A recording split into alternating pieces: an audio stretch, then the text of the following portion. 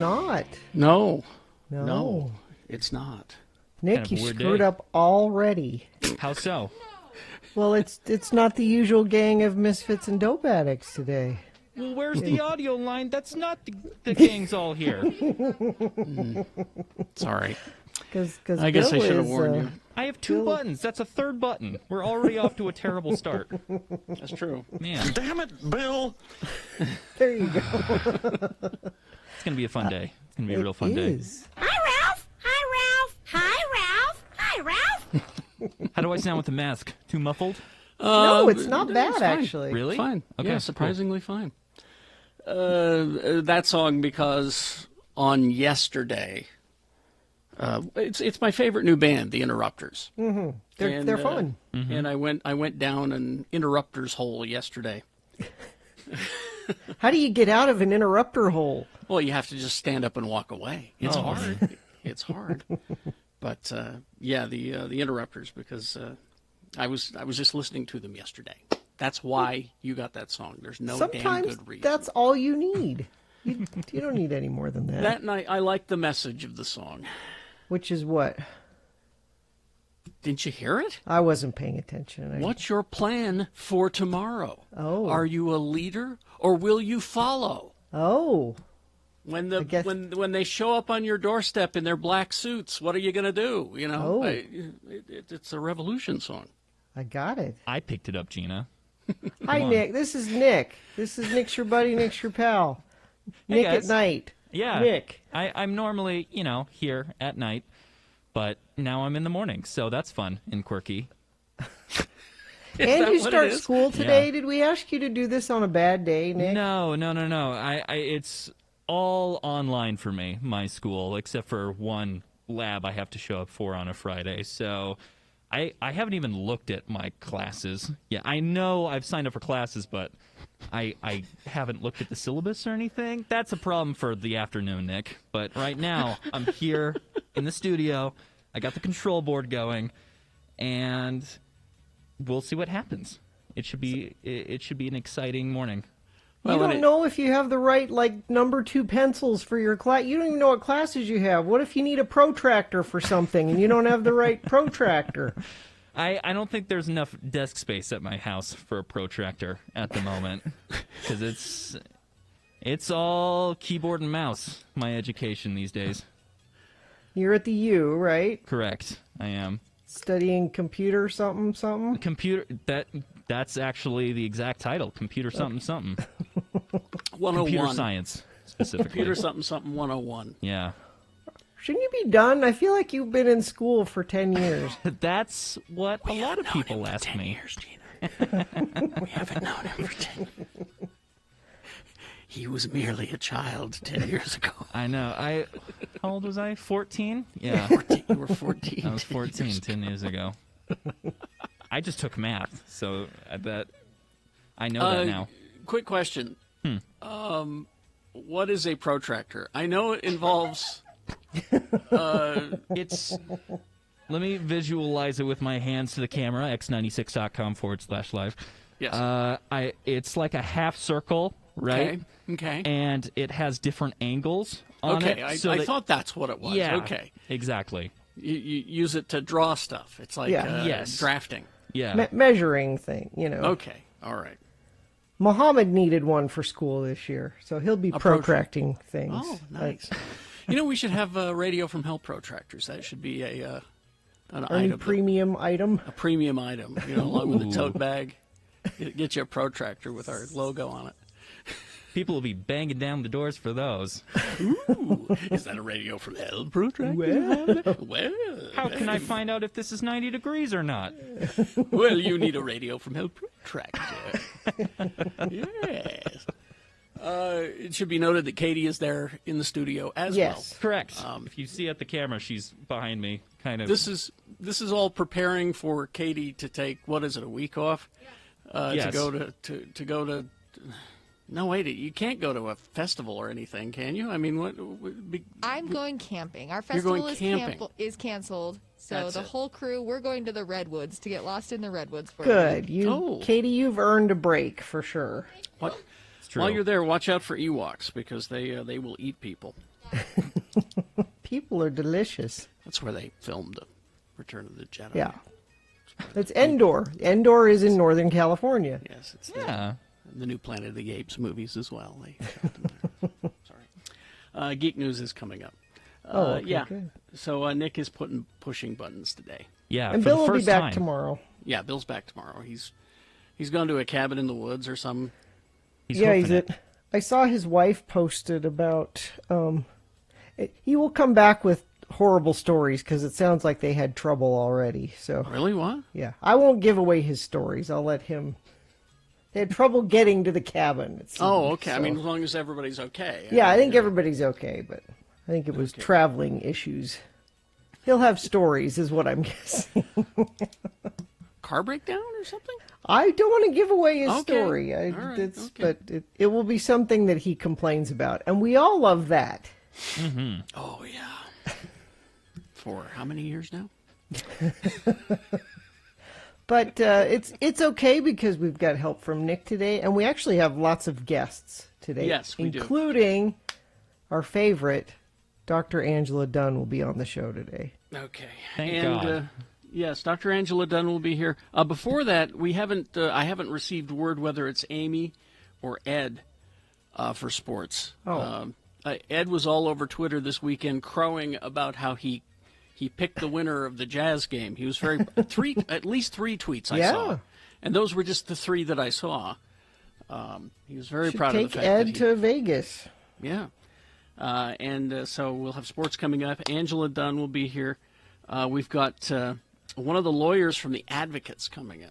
Yeah, you could actually right now, if you want to start thinking about, you'll be able to ask an advocate, ask a legal question of one of the advocates, or you can even email those in to radiofromhell@x96.com. You could also email in a question for Dr. Dunn if there's something you want us to ask her when she's on at 7:00. And then Bill Frost will be here to talk to us about what's on TV this week. We got Geek News coming up, and it's all about DC and what they're doing. They did their big, the Comic-Cons don't happen anymore. Mm-hmm.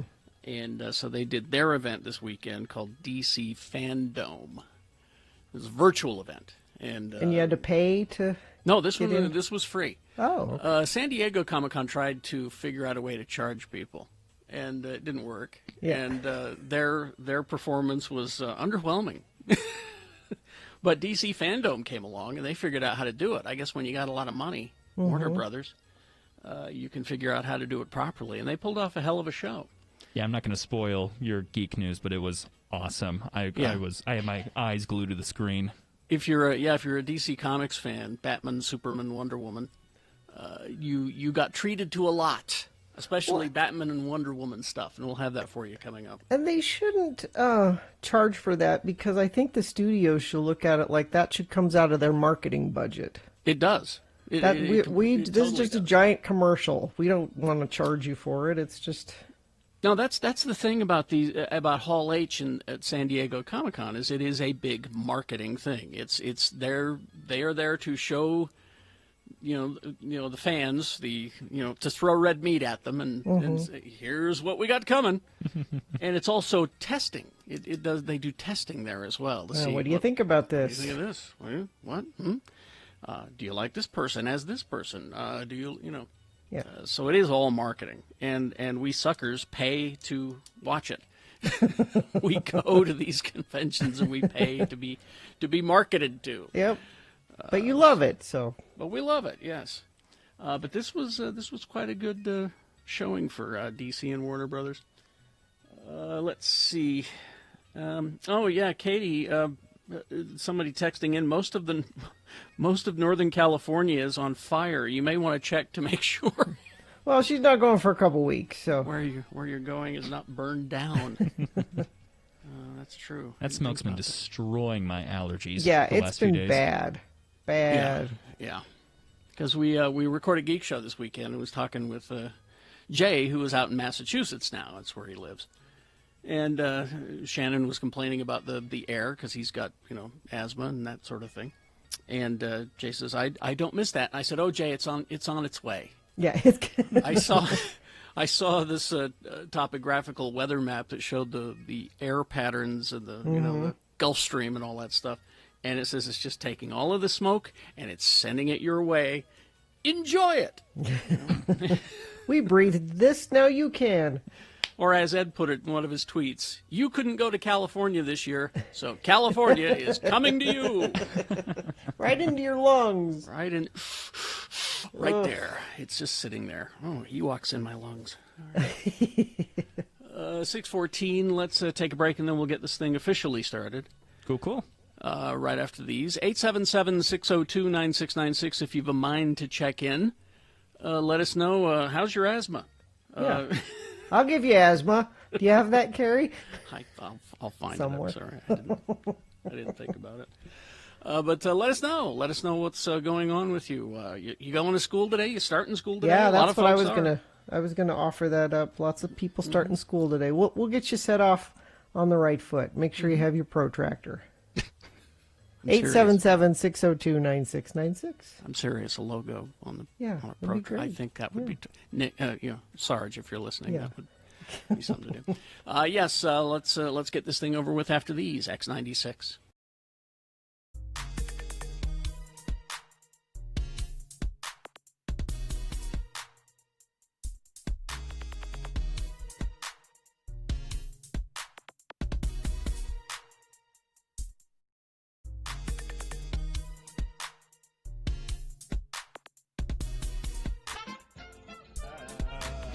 And now, it's time to play the game that everyone wants to play. It's Beat Gina! Beat Gina brought to you today by Haster Games. Haster Games in Midvale has the best selection of board games, Magic, and Dungeons & Dragons. And Haster also buys used games. Haster Games on 6831 South State Street, or go to HasterGames.com. And today, one lucky contestant will win a Fat Cats gift card. Yes, but that's not all.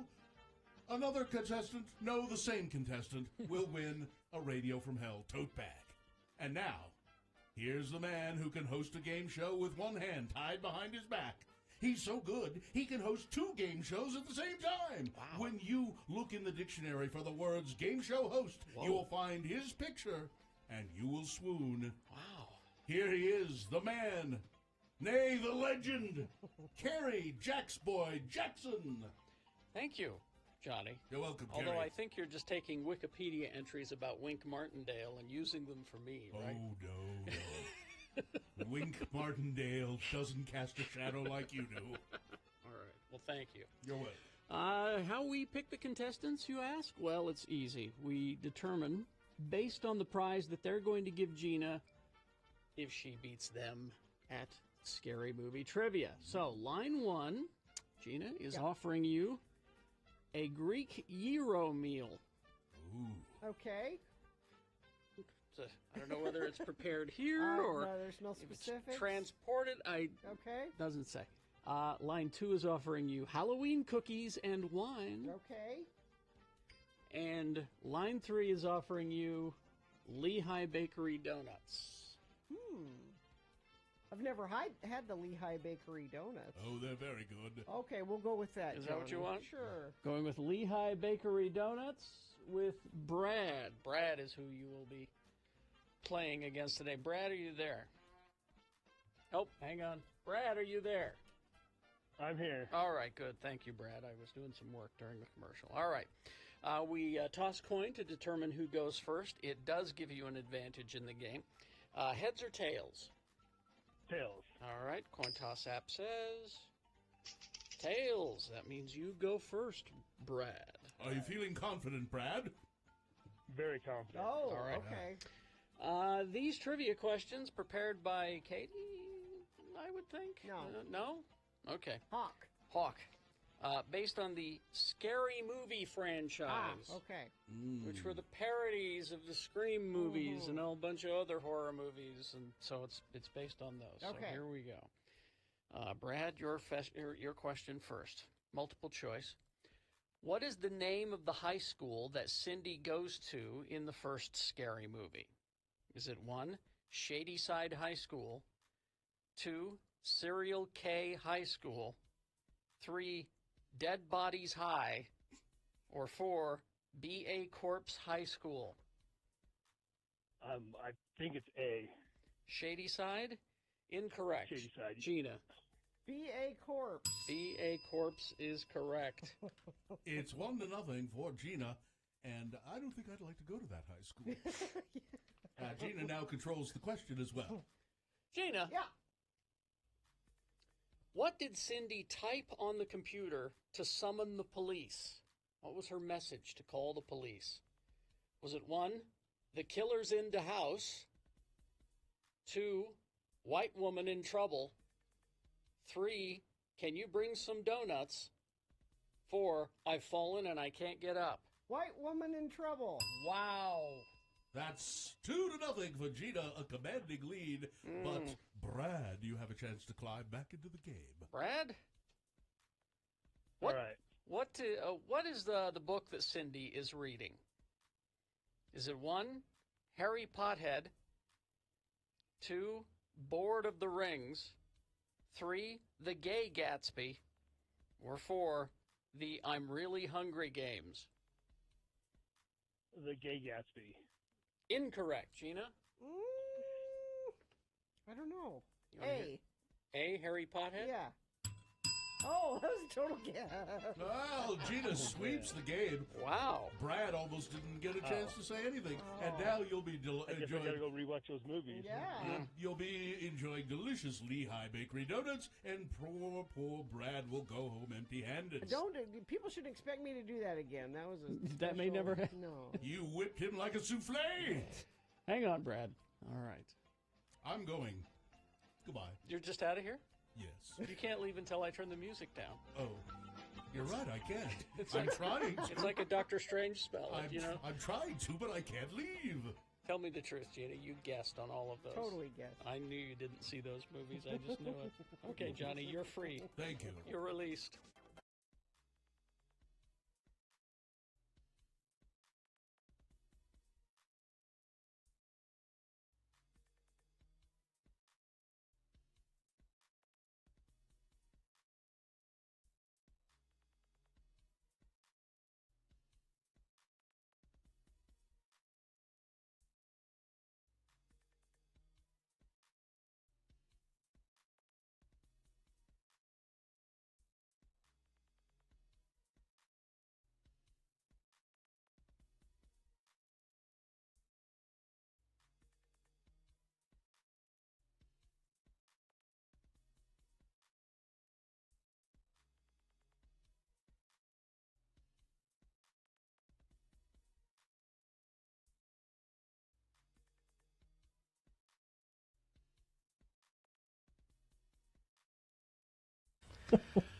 That is one of the most underrated shows out there. What is it?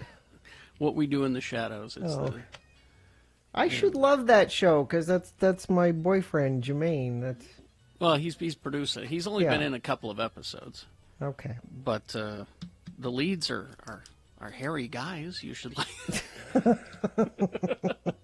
You like the hairy guys. I do. It's my Also- favorite hairy guy's birthday today. Who? What hairy guy? It's my favorite hairy guy's birthday It today. is. Oh, did you? He's not listening right now, is he? No, he's not listening right now. But Okay. Carrie Did you- got me a Did you gift make it to the? But did you make it to the store to get the other? Not one? yet, but I'm giving him the other one. But I will get the You will get the other. one. yeah, the other Okay. thing is the. All right. Well, I'll tell you about it after we give it to him. Oh, okay. All right. It's time to start the show. I suppose. The moon is a waxing crescent moon, 36% of full, and it's Monday, the 24th day of August, in the year of our Lord 2020. We Well, got a this is sponsor, by the way. Oh. Brought to you by the Downtown Tuesday Market is open Tuesdays through September 29th from 4 p.m. until dusk at Pioneer Park. Shop for fresh local produce and handmade food products. For more information, visit slcfarmersmarket.org. I apologize, Nick. I have one job. Well, I have several jobs, but It's the Radio from Hell show with Nick at night, who's filling in and helping out today because Bill's gone, and he's also training for when Katie's going on vacation in September. He's doing multiple things for us today. It is the Radio from Hell show with Carrie Jackson, not Bill Allred, and me, Gina Barberi. We've got Katie there helping out, Nick helping out, also Miriam and I believe Skip. Skip. Yep. Skip is back. Great. All right, good.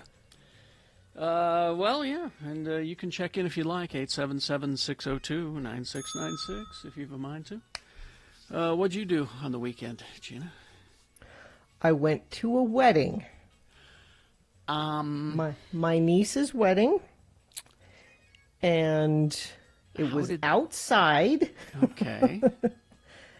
And I was very nervous about it and have been for months. And my mother made sure that the table my family was sitting at, so they had a tent, like with no sides, but just like a cover. Okay. Yeah. And most people were sitting in there, and my table was on the grass by a tree far away. Far away. I said, if you want me to come to this wedding, put me on the back 40, and I will be back there. So was everyone else milling about together? People were pretty good about masks. Not everybody. Pretty good about masks. But it was a beautiful ceremony. And I felt pretty good because it was outside the whole time. So, but my husband had a small part in it. He did a reading in it, and just as he started reading, we were near a golf course. Just as he started reading, a water pipe burst right behind him on the golf course, and everybody thought it was like a planned water feature for this. What the hell? I did this for you. But he was going up to talk in a microphone. Uh-huh. And in my purse, I always carry a little spray bottle of alcohol. Like a little tiny, Yeah, we know why it's there. No, it's not. It's if I drink it, I will die. It's not. Oh, it's that. Okay, not, all right. It's not that kind. And I said, when you go up to talk in the microphone, just give it a little. Just it'll make me feel better if you. No, I was talking with Jay because he did stand-up comedy this weekend, and Like in a club. it was in a club. There was the distancing and all that, but it was inside. And I said, Jay, I hope you took your own microphone. And he's like, oh yes, I did. Oh, that's good. He says, but it was good to do it in front of people again, but at the same time, you were a little nervous. Yeah, I'd be curious for a performer like that. Are you able to set that aside and do your act, or is it interfere with your performance? He incorporated some of it in, and then he said it was great to do the jokes, but and then I got off stage, and the rest of the comedians were busting my chops for doing bird jokes because he likes birds. He wants to tell us about them. He says, so it was great that I got to do the performing and do a live show, but then it was also great that the other comedians made fun of me. Yeah. So he said it was like being normal again, but at the same time, you're very aware of what's going on. Yeah. How's the turnout for something like that these days? He didn't say. I just, I guess I should have asked him, but I didn't. I mean, I'd love to go, but I like a stand-up comedy feels like one of those weirdly intimate things to be doing right now. I'm getting my stand-up comedy on Netflix these days. There's plenty of it there. There's a ton of it. I can get as much as I want there in my house. Netflix has so much content, but here's the thing. 70% of it is crap. I'm sorry. Yeah. You've got to still go hunting for the good stuff, even when it comes to Netflix. Let's see. Teacher Emily checking in. First day of school with students. I've got my mask, face shield, and sanitizer ready. Good luck, Emily. Yep. Take care. And I'll remind people again, we're going to have at 7 o'clock Dr. Angela Dunn on, and if you're a teacher with questions, you could, you probably won't be able to call in because school will be getting ready to get underway, but maybe you could email in a question, radiofromhell@x96.com, and we can pass it along to her. Hello and good morning. I have barotrauma. What's barotrauma? So awesome sinus pain, sharp shooting pain, headaches, and achy neck. Woohoo! Happy Monday. What's barotrauma? That's a very complex sentence there. Yeah. And We need more information about what barotrauma Yeah, is. what is barotrauma? I ate too much food. It wasn't mine. Wise Guys does an amazing job of enforcing social distancing, masks, and creating a space in which you feel safe. I think more and more, if places are able to do outside stuff, like outside comedy shows, outside, I think people feel. Because we've done a couple of family movie nights outside. My parents have one of those big blow-up screens that you can just put in the yard. And then everybody can bring their own chairs and their own snacks and sit socially distanced in the backyard. That's worked. We did that this weekend with a couple of friends, and we were going to do a movie, but we decided not to. But yeah, you just it's keeping everybody apart. Yep. It's hard to not hi, how are you? Give me a hug. It It's was hard really to not hard do at that. the wedding to do that. I get why there are outbreaks from things like that, because it was so sad, because Mohammed came up to me at one point, and he was really good. He kept his mask on the whole time, and he came up to me and he said, "I miss things like this." Yeah, Because his absolutely. cousins were there and they were running around, and No, yeah, I was talking with a friend of mine this weekend about Comic-Cons and how I miss attending events, just any and all events. We were talking about the Wonder Woman movie trailer, and I said, yeah, I really want to watch it in a movie theater with Yeah. people. yeah. So that we can all high five each other and go, oh, look what she did, stuff like that. Well, I'm Will you curious. have more? Go ahead. I was just going to ask if you were going to have more about Wonder Woman in Yes. Geek News. Yes. Go ahead, Nick. I was going to say, I'm curious what COVID practices will be here to stay permanently post-COVID, right? Like, I may continue wearing masks, I'll be honest with you. Everybody complaining about masks, I'm the one weirdo, I guess. I don't mind it, and I put it on when I leave the house, and I leave it on. Because I see people driving in their cars, or, when you go to the grocery store, for example, I had to run and get a bag of ice, and you see people, pulling it out of their pocket and going into the store, and I'm like, no, I just leave it on. Yeah. It's If you fine. find a comfortable one, it's not bad just leaving it on. Yeah, I think that if for no other reason, when you travel, I bet that will be a standard for if you get on an airplane, you have a mask. That's just how you do it. Well, I mean, when we went to Korea, there were people all through the city wearing them, and I thought that's kind of strange, strange It to will- see. But Not now I'm like, anymore. no, they know something. Yeah. They figured this out before we did. This was before COVID. This was Yeah. years ago, and yeah, they figured it out. the mask And, makes me feel like a cowboy. A little bit. What about my asthma? I'll give you asthma. There you go, Gina. Thank you. Traffic, please. Possible stalled semi northbound I-15 31st Street exit in Ogden. The semi and a highway patroller on the right shoulder there. Let's see. I think that's the only thing we have. Forgive me, I'm doing 14 things this morning. Crash northbound Washington Boulevard, 32nd Street in Weber County. The right lane is closed there. If you see something, you could help me out a lot by texting it in this morning, 33986, and I will pass it along. All right, we'll take a break. We will be back. Big Boy News, Opinioendo, and sports all coming up in the next break. Whether it's Ed or Amy, I don't know, but sports is on the way. And Dr. Angela Dunn at 7 o'clock. Stand by for all of that. X96.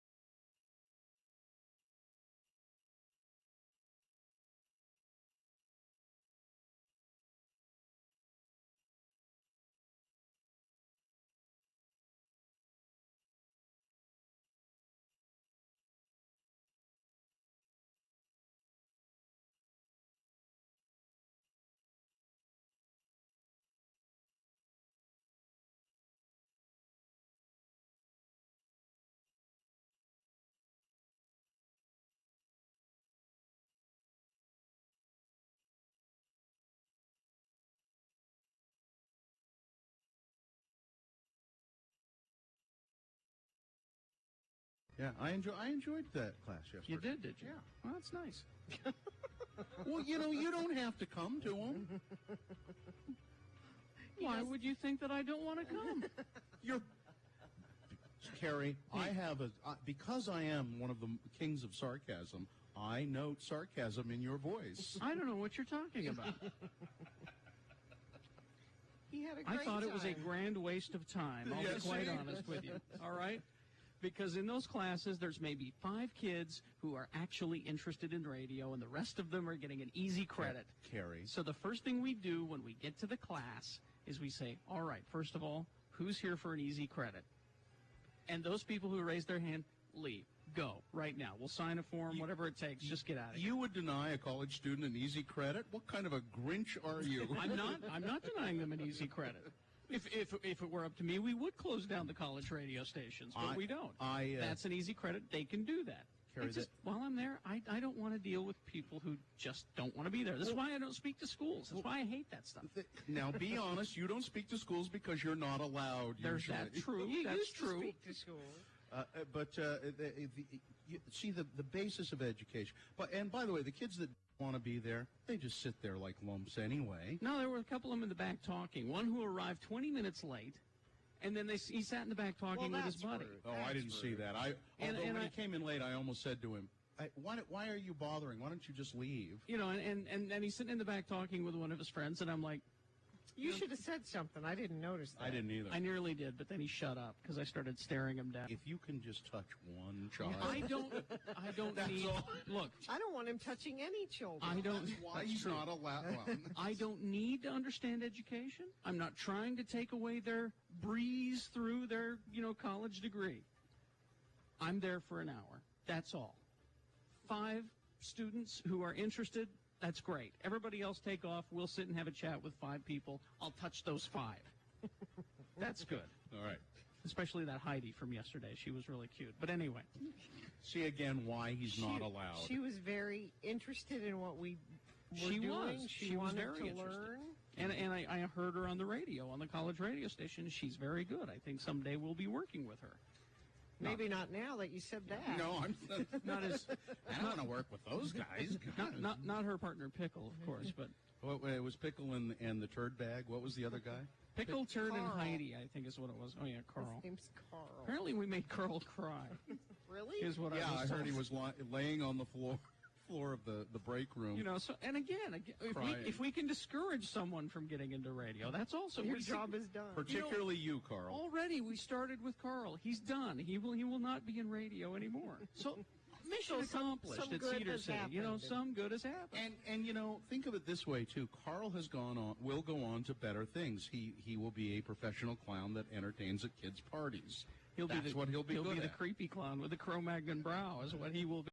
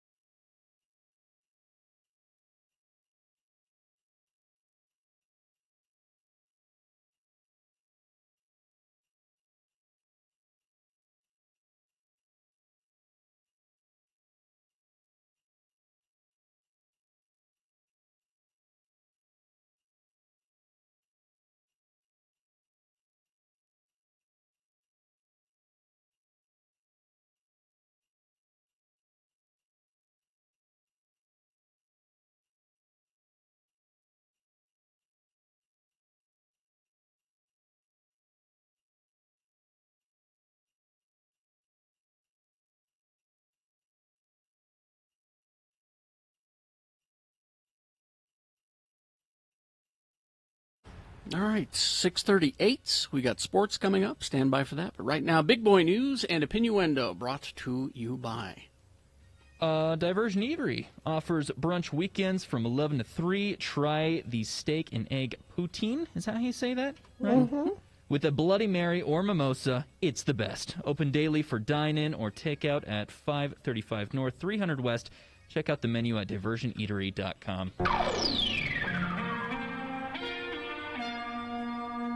Well, French health authorities have warned of a very worrying outbreak of coronavirus at a famous nudist resort in the south of the country. At least 95 people at the resort 30 miles south of Montpelier have tested positive with the virus so far, with more results due this week. That's in addition to an estimated 50 people who reported falling ill after returning home from a holiday in the village. And because this is from the Daily Mail, there are photos Of course. I'm having to look at right now. And it's never good naked when it No. comes to nudists. Never Nudist good. colony naked is not young, toned, fit people. They probably caught more than Corona as well. France made masks compulsory for all indoor spaces in July, with only very limited exceptions. The nudist resort contains multiple indoor areas, including shops, banks, restaurants, bars, and clubs. You go to the bank naked? You're naked banking. Is there a bank at the nudist resort? Is that what they're... Yeah. Medics carried out 194 tests on visitors who volunteered at the resort, 38 coming back positive. Another 57 tested positive after they went home. Now, the colony is saying, hey, we had a mask mandate. I mean, it's the only thing we were wearing, but we had it. But my guess is if you're a nudist, you're not about binding anything up anywhere. And... that was that. Oh, nudists. That might be my sign-off today. Flooding started Sunday night and continued into Monday morning in St. George. It's really bad flash floods there. St. George police posted on Twitter Sunday that towing services were all tied up, many vehicles stranded due to impassable roadways. Due to the volume of residences flooding and vehicles stranded, most tow services are not available. They're also saying, please don't call 911 unless you're in imminent danger. They're being overwhelmed with calls. If you're stranded on a flooded out road and able to remain safely in your vehicle with your flashers on, do so. Wait out the rain and high water. It's bad down in St. George. Wow. Kellyanne Conway, White House counselor, will depart her position in the Trump administration at the end of the month, which could be like this week because it's the end of the month. It is the That end makes of the it month, sound yes. like it's weeks away, but Now, she was scheduled to speak at the convention this week. and she's still on the schedule, Still on the schedule. so maybe she's just going to stay on long enough to do that. But Carrie's been talking about lately, her daughter has been very present on social media. Yeah, she's been all over, and the family dynamic there is apparently there are 3 other kids as well, but George Conway, who's an attorney, her husband, is a Republican, but a never Trumper, and has joined in this the Lincoln Project. Yep. is something that you may or may not have heard of. It's a group of Republicans who are creating campaign ads against Trump. And he's been a big part of that. He's written a lot of op-eds in the Washington Post. And, of course, Kellyanne is so pro-Trump, it's frightening. I mean, you know, she can take one of his lies and justify it on a Backs TV it news up show, and- back it up with no problem at all, and not even blinking. Just, you know, well, what the president meant was, you know. Well, she says they've been go fighting. ahead. Yeah, they've been fighting, and the daughter has been threatening to emancipate herself. Yeah, I from- think she's 16. She's 16. Wow, Yeah, she's pretty young to be thinking that. Well, she's just had it with both of them. You know, and says that they've been abusive to her, and they're always fighting. And you know, I've kind of wondered how much of this is a show. I just don't know. Well, Kellyanne says, this is completely my choice and my voice. In time, I will announce future plans. For now and for my beloved children, it will be less drama, more mama, which is always my policy. That is... And also George Conway has said he's taking a leave from the Lincoln Project, too. So, Yeah, I saw his tweet this weekend. Who says I'm taking. He said he was just taking a week off. So it'll be interesting. Maybe they sat down and said, "Look, we're killing each other. You quit your job, I'll quit my job, and we'll stop." Yeah, she said, we disagree about plenty, but we're united on what matters most. The kids, our 4 children, are teens and tweens, starting a new academic year in middle school and high school, remotely from home at least for a few months. As millions of parents nationwide know, kids doing school from home requires a level of attention and vigilance that's unusual in these times. And that's true. And then the daughter, after hearing this news, went on social media, like you do these days. Mm-hmm. Anyway, that's a whole nother story. Yeah. And she said that it's all BS, and that she's still going to go forward with emancipation, and I hate them both. I don't care what they do. Oh, she said that after all this. Yeah. I didn't hear that. She says that it's all BS. And he says, George probably doesn't even know my middle name. Things Whoa, like that. Really? Yeah. Man. So it's a fun time in the Conway family. I'm just glad we have a direct pipeline to all the drama. That's thanks, social media. Again, social media. I just don't understand why the first thing that you feel you need to do is tell strangers things. Oh, it's a problem. See it all the time. I'm fighting with my family. I want to let strangers know. I just don't. Anyway, let's see. We've got so the protesters in downtown Salt Lake that were charged, and there was a thought that they could get life in prison. Now, we had Sim Gill on, and he said they're not going to get life in prison, but it's still part of the charge. Well, the state of Utah is reducing or amending charges for 9 people involved in alleged paint crimes that happened at the district attorney's office in July.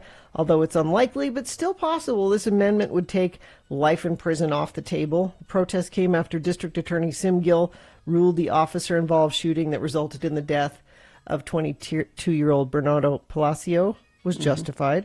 Protest took place on July 9th, with Palacio's family calling for a peaceful protest. However, a group of approximately 200 protesters spray-painted the DA's office building red with handprints in red and the street plastered in red. Several windows were broken in the building. Protesters were charged with first-degree felonies, but most of the charges have been lowered to second- or third-degree felonies. The ACLU decried, along with several other activist groups who rushed to defend the protesters, it at best is an egregious failure of a common-sense prosecutorial discretion. District Attorney Sim Gill handed the case over to retired Judge Dane Nolan, who is now leading prosecutor in the case.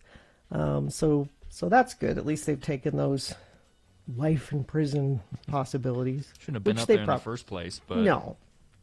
But they've made it official, so that's good. All right. Weather or traffic? It's still smoky and hot. We're still in the mid-90s, but not as bad as it has been. We're going to be pretty much the same. There's no real chance of precipitation for the foreseeable future. So I guess if you want it, go down and enjoy the flooding in St. George if you're looking for that. Stalled semi northbound I-15 at 31st Street in Ogden. The semi and Utah Highway Patrol are on the right shoulder there, not really causing any delays. And let me check our message stream, see if friends of the program have texted us any traffic issues. Let's see.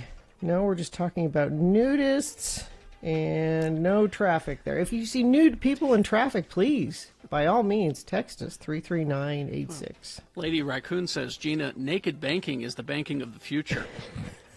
If someone tries to come in with clothes, they must be a robber. See?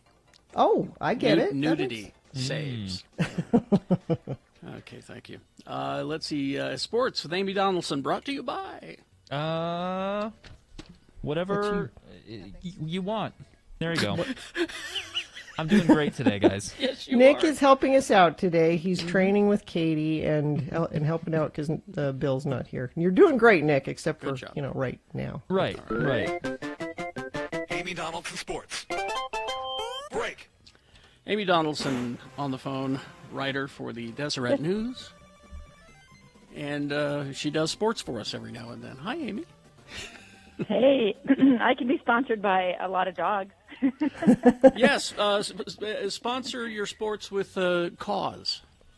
Yes, Community Animal Welfare Society, cause.org. You need a pet. We all need pets. Well, we have sports. We actually, NBA basketball, the playoffs are pretty spectacular. So if you are looking for a diversion and an escape, you name it. I feel bad that fans can't be at these games because they've just been so competitive, and you're seeing history made. It makes me wonder a little bit about that, the impact of a crowd on players. But Utah Jazz went up 3-1 on the Denver Nuggets.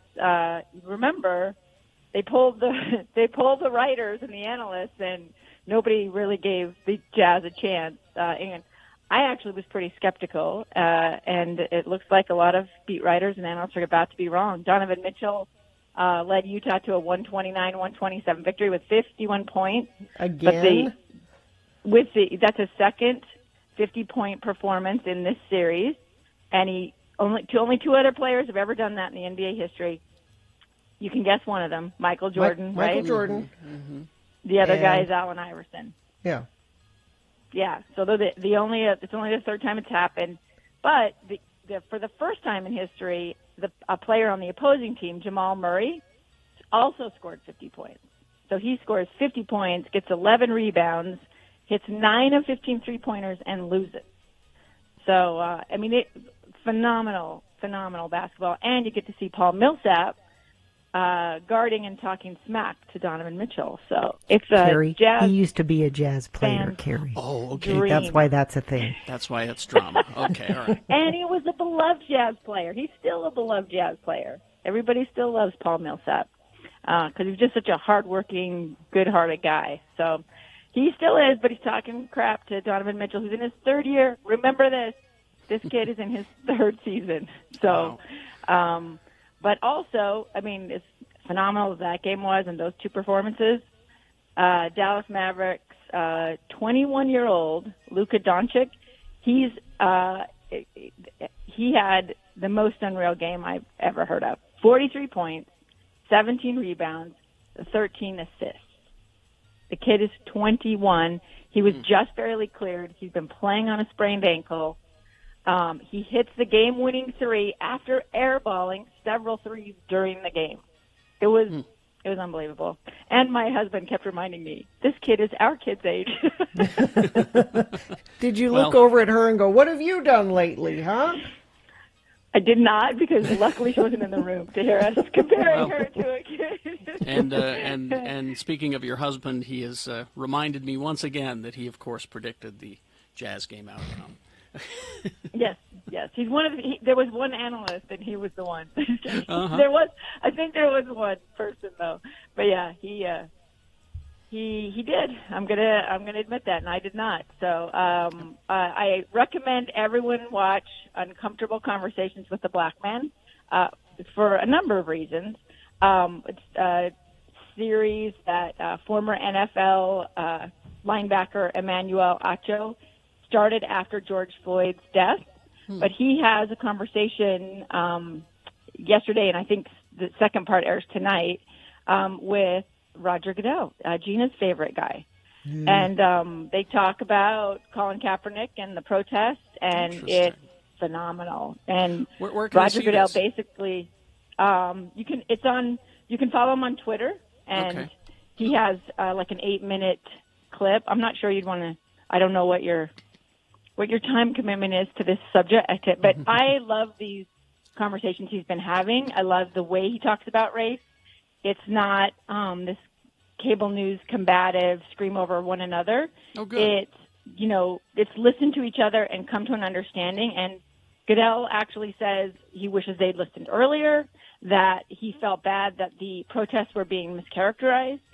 And I think it's like the first step to like having real conversations about that particular sports league, because those protests are much more hotly debated than the ones in the NBA, where the NBA is sort of speaking with one voice and the owners are behind the players, whatever they want to do.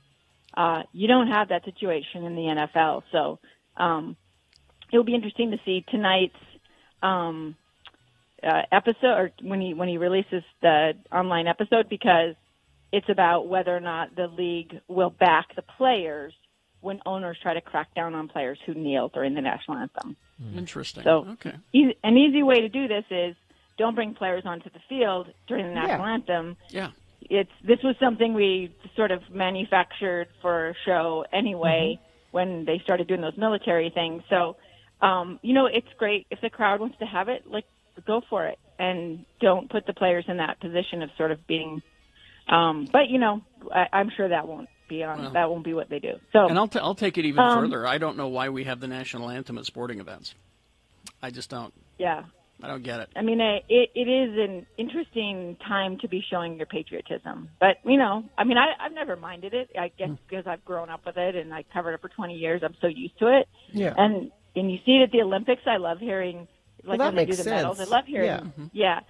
But they'll do it before, too. They play the national anthem from both countries, and it's really interesting. And it's much more of an education, like, where does the song come from? What are the words, But I don't know. I think it's just become too politicized at this moment. I'd say let's take a moment. But there is a little bit other sports. Indianapolis 500 was not going to run. Remember, it's supposed to be in May. Roger Penske bought it, and he said he wouldn't run it without fans. He bought it in January. How lucky is this, right? Yeah, good choice. Buys it in January. Already, like, within weeks, everyone's like, it's a different organization. It's amazing. This is going to be the best year ever. And then coronavirus hits and decimates racing, which relies on fans in the seats. And so he says, I'm not going to run it without fans. And then about a month later is convinced that if they don't have the TV ratings, they might not survive. So they ran the Indy 500, and really wonderful kid from Japan, Takuma Sato. He was interviewed after they delayed the first race. And if you are interested in this, he's a really interesting kid to listen to anyway, how he got into racing.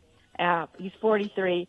And again, sort of historic. I think he becomes he's the third all-time, the third to win 2 Indies in his career. So,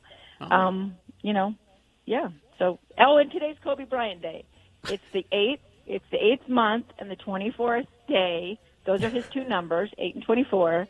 And so everybody who loves Kobe is saying, wear your numbers, watch Kobe highlights, and do something nice for people. And I think that part, especially the last part, let's try that. If you're going to celebrate Kobe Bryant Day and you're wearing the numbers and watch highlights, you better be doing something nice for somebody. That. Well, that is nice. Well, thank you, Amy.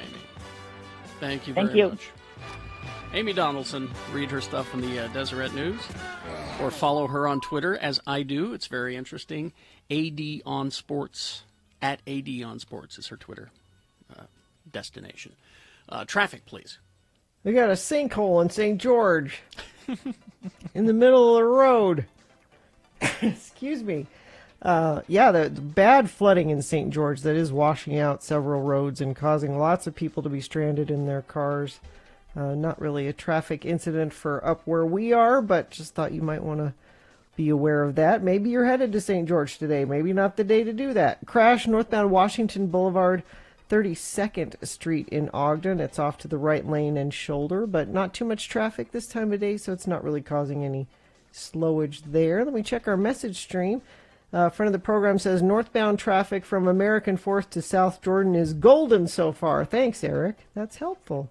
You can text us helpful things like that to 33986. All right. We will take a break. We will be back. Dr. Angela Dunn on the phone after these. And round one of your boners also coming up. Stand by for all of that. Brooklinen.com. Very easy to discover the Internet's favorite sheets, and certainly our family's favorite sheets. Brooklinen.com. And yes, they are the Internet's favorite sheets, but they want you to know that they do more than just sheets. They excel at that, but they also do other things for your home. Everything from artwork to, just about everything for your home is at brooklinen.com. And they have branched out into your bathroom towels. The towels that they have are very, very nice. People can be very particular about their towels. Like me, I don't like a really fluffy towel. I like just kind of a medium fluffy towel, and you can choose the fluffiness of your towels at Brooklinen.com. I like to choose my fluffiness. That sounds great. Choose your fluffiness. There's just something, getting up and showering every morning. It helps with my routine, even though I'm hunkered down here at home. It's like a little hug. in your nice fluffy towel. Brooklinen, the perfect place to find all the comforts for home, including ultra-soft towels. They are so confident in their product that everything comes with a lifetime warranty. Use the promo code Jackson, my last name, Jackson, and you'll get 10% off your first order at brooklinen.com. That's BROOKLINEN.com, and the promo code Jackson. Brooklinen, everything you need to live your most comfortable life. It is the 23rd century. Humans have left the lowly confines of planet Earth and have sought their destiny among the stars. While many things have changed, one constant remains: the need for young men to venture forth and do the work of the Lord. This is the tale of two such men who at the age of 19 have answered the call of their general authorities and are embarking on a 2-year mission to spread the gospel throughout the galaxy. This is the story of Space Elders!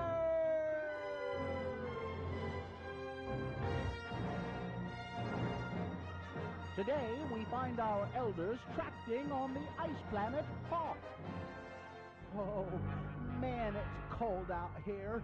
Why is it so cold? It's an ice planet, Lehigh. What do you expect? Well, I'm sure glad my mom sent me these mittens. And Zone Leader Hansen has sent us to some pretty dismal places before, but this has got to be the worst. I hope that this Wampa fella lets us in and offers us some piping hot postum. You know, these tauntaun thingies smell funny, and they're just not very comfortable to ride. I wish our hyperbikes hadn't frozen up. Let's see, third cave on the left, just past the second snowdrift. Yep, this must be it. Hello? Hello, Mr. Wampa? I don't suppose his first name is Willie, do you?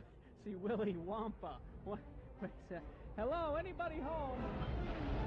Hey, pal, that's my ride home you're having for lunch. You must be Mr. Wampa. Hi, I'm Elder Christiansen, and this is my companion, Elder Jensen. Hi. We represent the Church of Jesus Christ of Latter-day Saints. You know, the Mormons. Look out, Butch! Oh, man, he knocked you down. That's gonna leave a mark. Excuse me, Mr. Wampa, all we want is just a couple minutes of your time. Oh!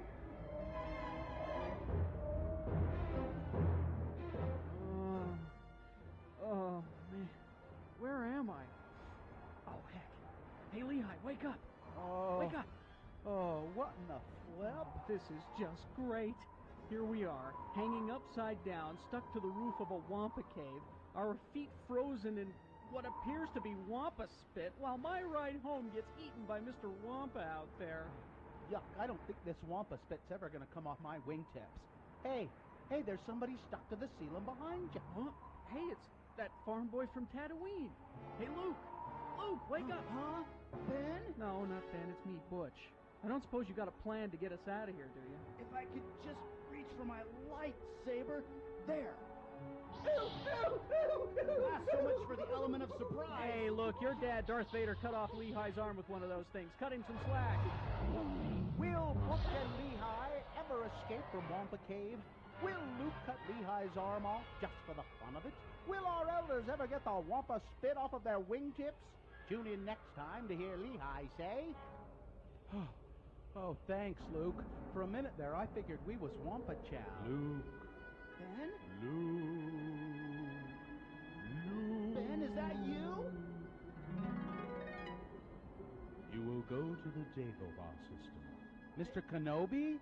Dagobah? I've never even heard of it. That's a swamp planet. You're not missing much. You must seek out Yoda and continue your training. But I've already been to the MTC. Ben? Yoda? Dagobah? Mr. Kenobi, are you sure? I mean, we've already been to Dagobah. Hold on. I've got some problems here. Luke, you go to Dagobah and seek Yoda. Butch, Lehigh, you go thaw out your hyperbikes and continue tracting. I should have gotten Jedi call waiting. On the next bone-chilling episode of Space Elders!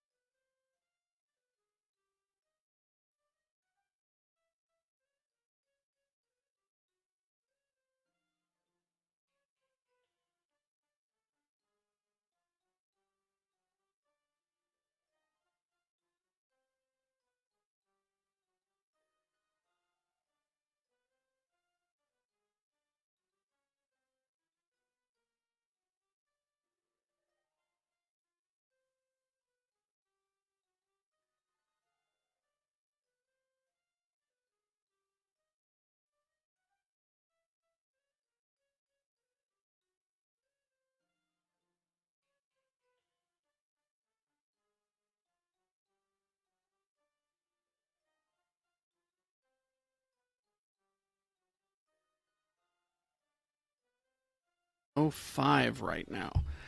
And here to make Gina feel better is Dr. Angela Dunn, the state epidemiologist. Hello, doctor. Hi, good morning, guys. Thanks for being on today. Oh, I'm glad today's the day we have you on because it's back to school day for a lot of people today. And I think there are a lot of questions people have, parents and teachers going back today. And I'm wondering what your best advice for both of them is today going back to school. Gosh, I know it is a stressful time. There are so many unknowns, and I think what makes it even more stressful for people is that it seems like every school is doing something different. So it's really hard to, kind of all jump off this cliff together and start school. So my best recommendation for parents, of course, is if your kid is sick, keep them home. That's really going to keep a lot of us safe and healthy. And start normalizing mask wearing if you haven't already with your family so that it's not weird when the kid goes to school. Really encourage that. I bribe my kids with candy all the time. So do it. It works. Yeah, it's worth it. For teachers, definitely, keep yourself protected. Some are wearing face shields and face masks. That's good. Don't go to work if you're sick. Really good hand hygiene will help us a lot. And I think for teachers, don't be afraid to speak up to, your leadership within your school or school board. If you see something that's lacking and you feel like your school needs something else or you personally need something, don't be afraid to speak up. I think, we all need to be flexible and figure out how to best do this. So we're going to lean on our teachers for that kind of information. There was some controversy last week about neck gaiters, yay or nay. And I know we had talked to you a while ago about that, and now it seems like things are changing. What's the latest on the neck gaiters? Yeah. So here's what happened. Some scientists at Duke University did a study on how to evaluate the efficacy of masks. So they weren't, this is nuanced, but they weren't studying the efficacy of the masks, how good they are. They were actually studying the technique on how to evaluate them. So they went through, regular cotton masks, the N95s, which are the gold standard, surgical masks, and neck gaiters, all made of different materials. But they only had one person speaking, and then they measured how much air droplets, droplets went through the masks. Mm-hmm. So they found that neck gaiters, the ones that, we pull up, actually tend to make the droplets smaller and could potentially produce more droplets. So could be causing more harm than good. But here's the thing, though, Gina. It was literally one person speaking, and they measured the droplets. So what this means is scientists are out there right now really getting a bigger sample to see if that is truly the case. So my advice is, we don't know. If you or your children can wear those masks that go over your ears or tie behind your head and secure under your chin, those are best. But, I expect in the coming weeks we're just going to learn more about the best type of mask for people. I suppose it's better than nothing, but still, I get nervous when I see people in the neck gaiters still. But anyway, go ahead. Yeah, they're right. I mean, it was again just one person speaking, and the droplets were made smaller, and we're able to go through the neck gaiter. And I think a lot of that is going to depend on the material that the neck gaiter was made from.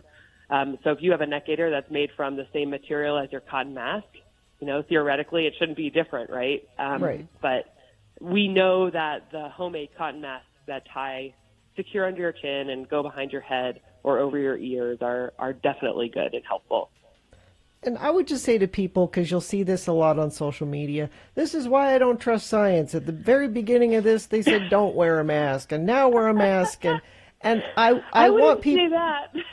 And I want people to know that our knowledge about this virus is evolving as we're doing studies and learning more.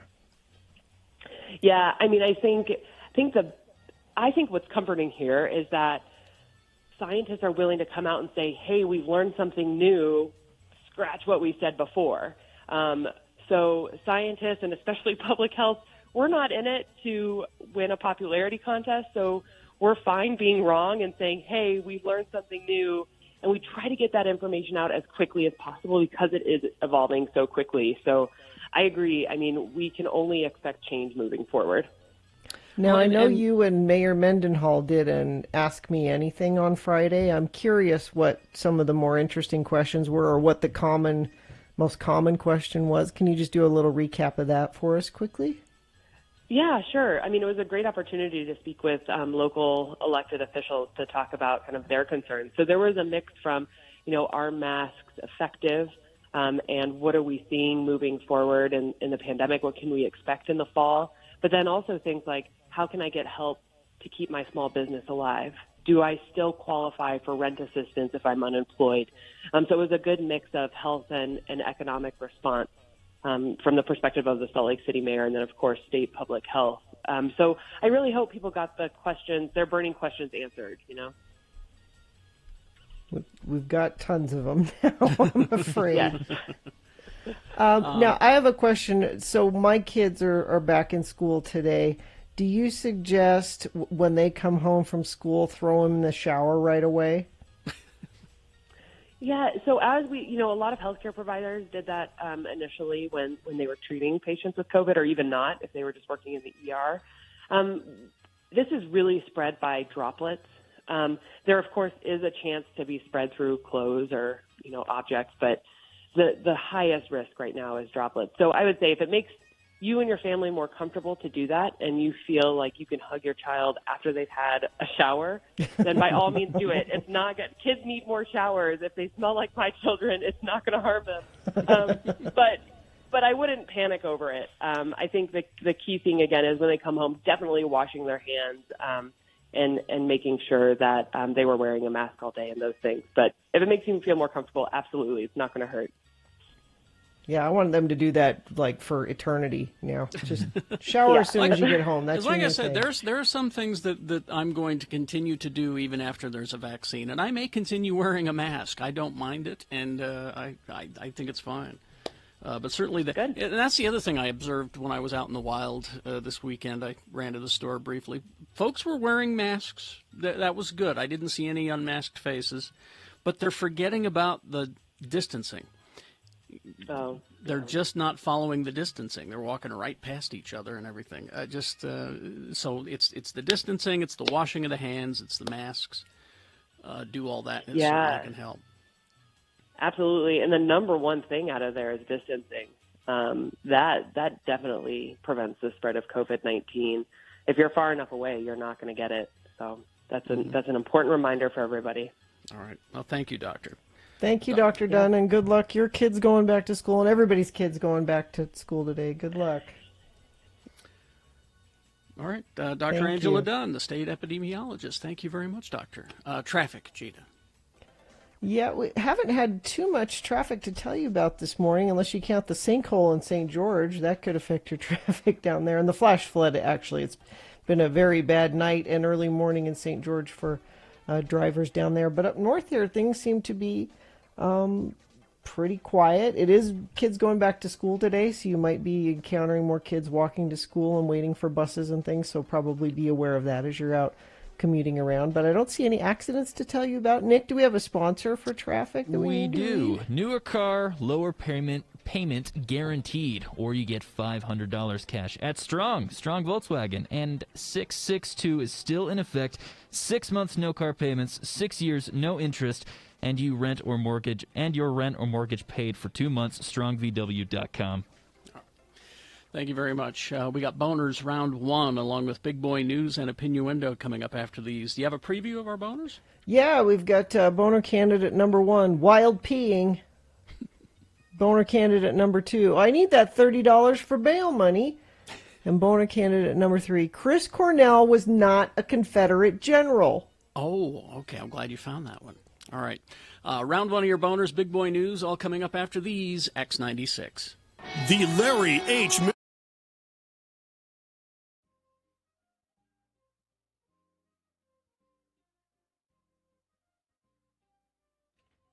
Now, I saw this story today, and Is that the one I was going to mention earlier? The headline is, Creator of the Labradoodle calls it Frankenstein's monster. Excuse me, I'm sorry. This was my dog. His name was Tippy. Now, I know a Labradoodle. I know several. That is a lovely dog. I know several Labradoodles. Or golden doodles. That's another kind of doodle. But this is maybe this is a golden doodle. I know. This is the Labradoodle specifically. I'll read you this. An Australian man who created the world's first Labradoodle says he regrets creating the popular hybrid breed, claiming in a recent interview that the majority of the dogs are, quote, either crazy or have hereditary problems. Wally Conran bred the first Labradoodle, a cross between a poodle and a Labrador retriever, in 1989 for a blind woman who couldn't have a guide dog because her husband was allergic to the dog hair. Oh, I see. Okay. Fast forward 3 decades, which I didn't realize they'd been around that long, but the Labradoodle's become one of the most popular mixed breed dogs in the world, a fact that doesn't sit so well with the man who made them. I opened Pandora's box and released the Frankenstein's monster, said Conran. He fears people are overbreeding the dog, creating versions of their own, including Groodles. What's that? Well, this says golden retrievers and poodles. I always thought that was a I thought that's golden a doodle. Golden doodle. Yeah. Okay, maybe it's Groodle. Golden doodle sounds better, but Spoodles. Spaniel poodle. Spaniel poodle. Spoodles. I find the biggest majority are crazy or have hereditary problems. I have met some damn nice Labradoodles, but they're few and far between. He spent 3 years trialing more than 30 poodles as guide dogs because their hair was hypoallergenic, but they didn't have the right temperament. They're damn cute dogs. They are. So I wish they would do one that tastes like cotton candy. But they're everywhere. They are. Well, and apparently we haven't known that they're crazy. Yeah. Well, the one I know, I don't know him well, but it belongs to Luba, and Nome. His name is Leo, because he looks like a lion. Is he? So I think he's a golden doodle. Maybe so. He's got floppy ears. I'm looking at pictures here. I don't know. They look sort of the same to me. But he's got that curly hair though. Well, that's the poodle. That's the oodle part of it. The oodle. That's why they do it. Is they don't shed, and usually poodles are good for people. I don't remember which one he is, but he's a very nice dog. But I wanted to say on the record that I don't go for the doodle. No doodle? No, You don't like the doodles? I have a golden retriever. I have the old school dog. I don't cotton to the mixing of oodles and doodles. Are you a racist? No, You're a racist. This is misogynist. You're a misogynist. That's what you are. You don't believe in mixing of the races. I'm a goldist. Hannah says, Labradoodles are so hyper they chew on everything. My friend's Labradoodle chewed up a medical pill bottle, and their cat ate the pills and died. Now, See, they are crazy. Now, this Labradoodle, I guess he is, Leo, he does like to chew stuff, but they have plenty of chew toys there for him. And he's very well behaved. Ooh, I had a golden doodle, and it had a lot of health issues. I had to put it down in the end. So sad. And I think part of the problem is they're overbreeding them now because they're super and you can get the minis. Oh, see, now that's more my the mini. Yeah, Lab. I like little dogs. Yeah. Playing God though. Yep.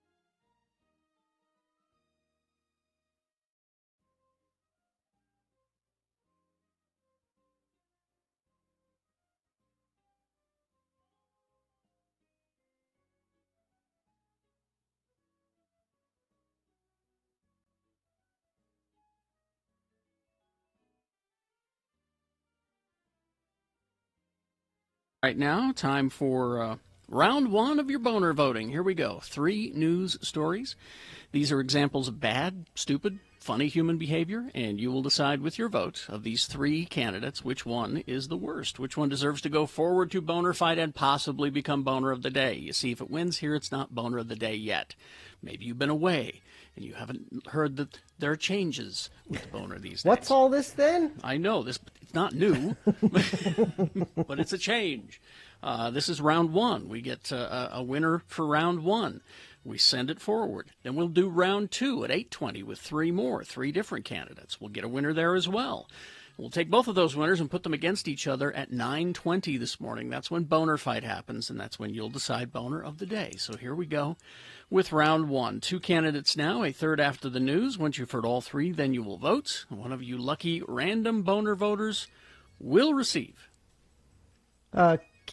Can't buy it, gotta win it. Radio from Hell Boner t-shirt, right, Nick? Yep, you beat me to it. Okay. I wasn't sure if you were going to do it or not. Like I said, I'm a bit cross-eyed today That's with all the okay. stuff I'm looking at. You're doing great. Boner candidate number one, wild peeing. The Netherlands. Capital of the Netherlands has installed hemp-filled urinals in public outdoor locations around the city as a means of combating a long-time problem of, quote, wild peeing. The Dutch company Urban Senses installed 12 green pea urinals in locations around Amsterdam that were identified by local officials as hotspots for public urination.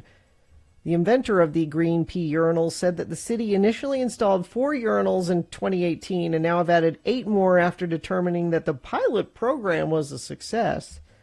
The result is 50% reduction in wild peeing, he said of the initial toilet installation. It was a great success. Now I'm talking toilets, so you're thinking, well, it's like a little urinal. It's like a little bathroom on the side of the street, you know, like with a door and walls. And no, green pea urinals are planters filled with hemp.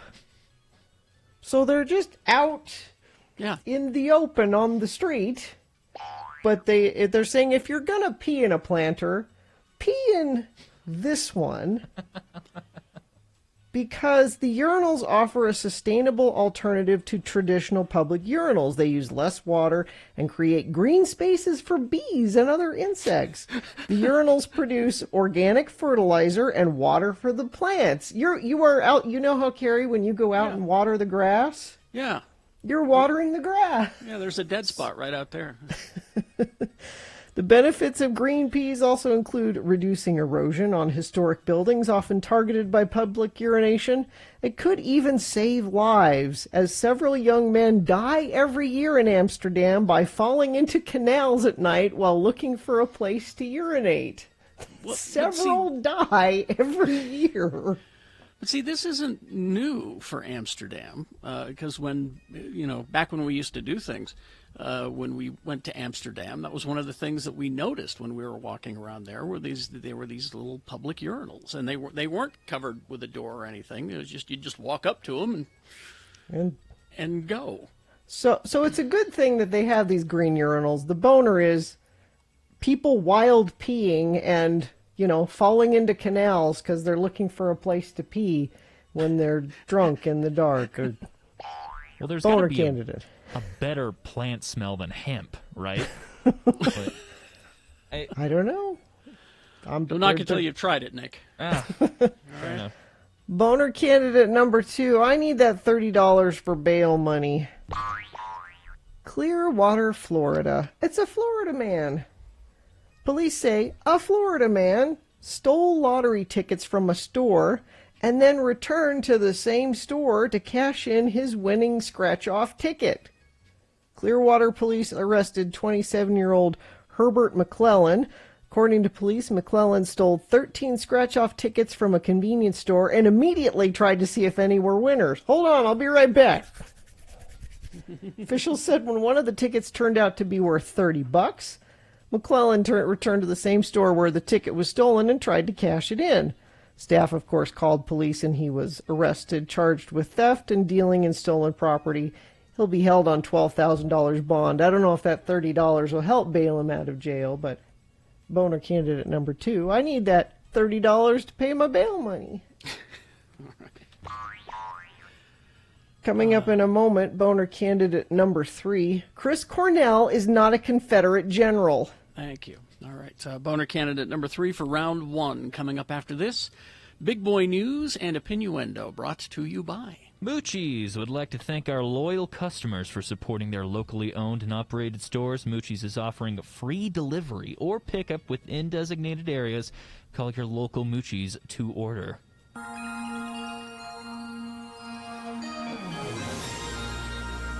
In an interview ahead of her documentary set to be released next month, Paris Hilton told People magazine that she was abused at a boarding school in Utah County. Hilton attended Provo Canyon School as a teen in the 90s for 11 months, she told People magazine. Quote, I knew it was going to be worse than anywhere else, she said when she arrived after attending other similar schools and behavioral treatment centers. It was supposed to be a school, but classes were not the focus at all. From the moment I woke up until I went to bed, it was all day screaming in my face, yelling at me, continuous torture. She speaks more on her experience in her documentary, This is Paris, premiering September 14th on her YouTube channel. She says staff physically, mentally, and emotionally abused her and other teens at the school, including being put in solitary confinement for up to 20 hours at a time. They wanted to instill fear in the kids so we'd be too scared to disobey them, she said. The experience traumatized her for years, and she said she was afraid to speak about it until now.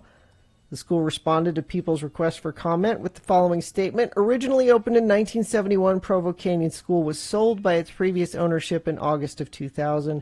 Therefore, we cannot comment on the operations or patient experiences prior to this time. So Paris was sent to a bunch of different places. It doesn't sound like it was a school. It sounds like it was like a, is it like a hey, rehab or something? Get your crap together at school. Right. Wow. I'm just surprised that we're still hearing from Paris Hilton, frankly. Well, she's got a documentary coming out, so that's why you're hearing from her. Burgess Owens is running against Ben McAdams for the 4th Congressional District. Yeah. He's going to be speaking at the Republican National Convention this week. I'm not sure which day it is. But the more interesting thing I think about Burgess is he's crazy. He was helping raise money for Steve Bannon's Build the Wall project. Oh, really? Bannon, along with several others involved in the project, arrested on Thursday for defrauding donors in the project. Media Matters for America reported Friday that Owens appeared on an online wallathon last summer. Oh, the wallathon. I've seen clips of that. Yes, it's fascinating. To help raise funds for the We Build the Wall campaign. Organizers raised more than $25 million in a private effort to build the wall on the southern border. Owens' appearance was prior to him announcing his candidacy for Congress, but it speaks to the kind of things that are important to Burgess and the people he is willing to associate with. He was interviewed by Deanna Lorraine and Edwards Woodson. Lorraine is a former candidate for Congress who embraced the QAnon conspiracy theory. Mm-hmm. Owens previously appeared on an obscure internet program focused on QAnon, although he didn't discuss the conspiracy specifically. The fact that he was on that show is kind of bizarre. He's part of it. You know, he follows that stuff. Know that he does. I mean, that's the modern Republican Party these days, is all about conspiracy theories. You know, we're liberal media elites that worship Satan and eat babies, Gina. Did you know that? I haven't eaten a baby in at least 3 months. See, I think that's the Republican Party platform. That, you know, they say that they're just going with the same one as last time. My first question is, well, are they going to leave the stuff about Russia in it? Yeah, I thought that the new Republican Party platform was, whereas the liberal media elites worship Satan and eat babies. That should be in there. You know? Whereas, well, yeah, and that's the other thing. Yeah, they released the platform, which is no platform. No. The platform is basically whatever Donald Trump says. Yeah, we're whatever in Trumpy agreement. wants, Trumpy gets. That's our thing, you know. What they released was just a bunch of bullet points. It wasn't even like an in-depth, okay, so the one bullet point is we're going to try to, you know, fix COVID or whatever. Okay, well, how are you going to do that? Yeah. Nothing. We're hoping for a miracle. And you're going to get a whole lot of Trump at all of the RNC nights. You got Tiffany, you got Don Jr., you got Melania. Were they letting Eric talk? I couldn't remember if I don't think it's a good idea to let Eric talk. I think I saw him on the... Is he on the list? Yeah, on the list. I just look at his gums whenever he speaks. I can't stop focusing on his gums. I don't know why.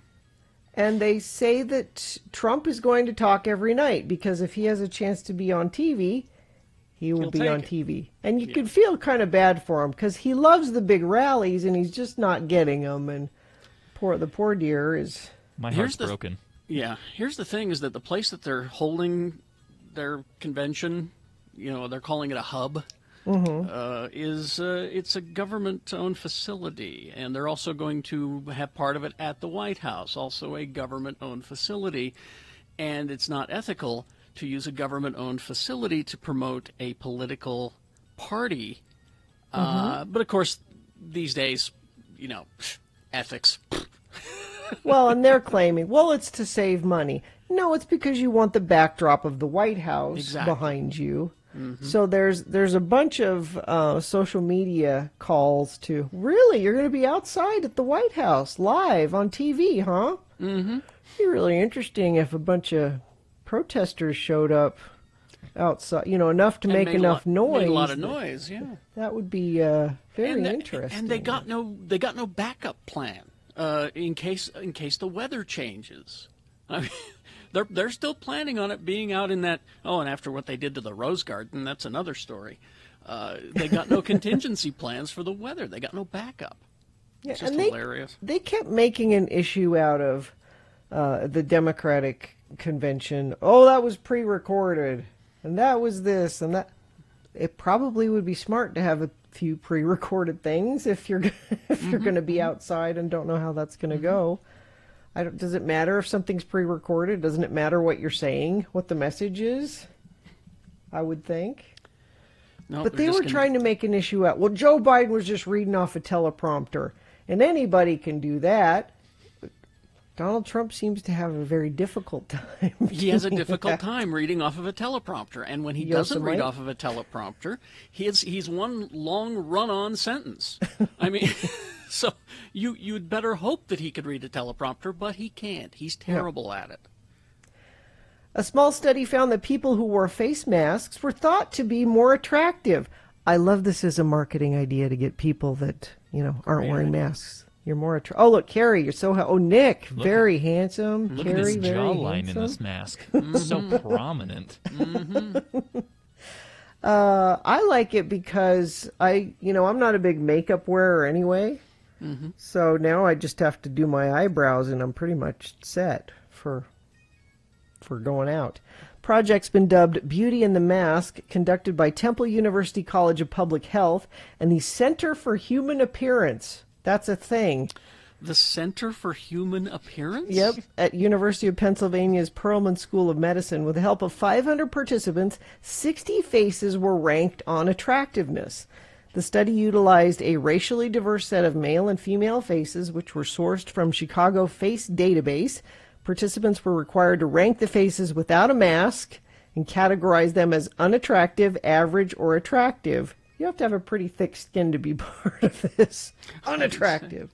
However, when the masks were digitally added to the faces, researchers found that participants upped their attractiveness ratings in statistically significant amounts for both women and men. Like Nick was saying with your jawline, this could be the thing that finally makes George Lucas attractive. No, because he already cuts the chin beard to make it look like he has a chin. But it's not going to help. Even if he wears a mask, you can still see that turkey neck he's got. It's just not gonna, That's true. Not going to help. But I do agree with this study. I see people out in the wild wearing their masks, and I think the same thing. Yeah. Yeah. Many people believe that the appearance of the eyes is one of the strongest influencers on judgments of attractiveness, and then so you focus on it when it's just the eyes. So, so there you go. All right. Weather, traffic. Weather it's the same. Gosh, it's still smoky and terrible. Why can't we make this air move on to west. Send it. We've had enough of it. Or I guess it's moving east. Just Send get it rid east. of it. Yeah, we're still in the mid-90s for several days. No chance of rain. Nothing more interesting than that in the near future, I'm afraid.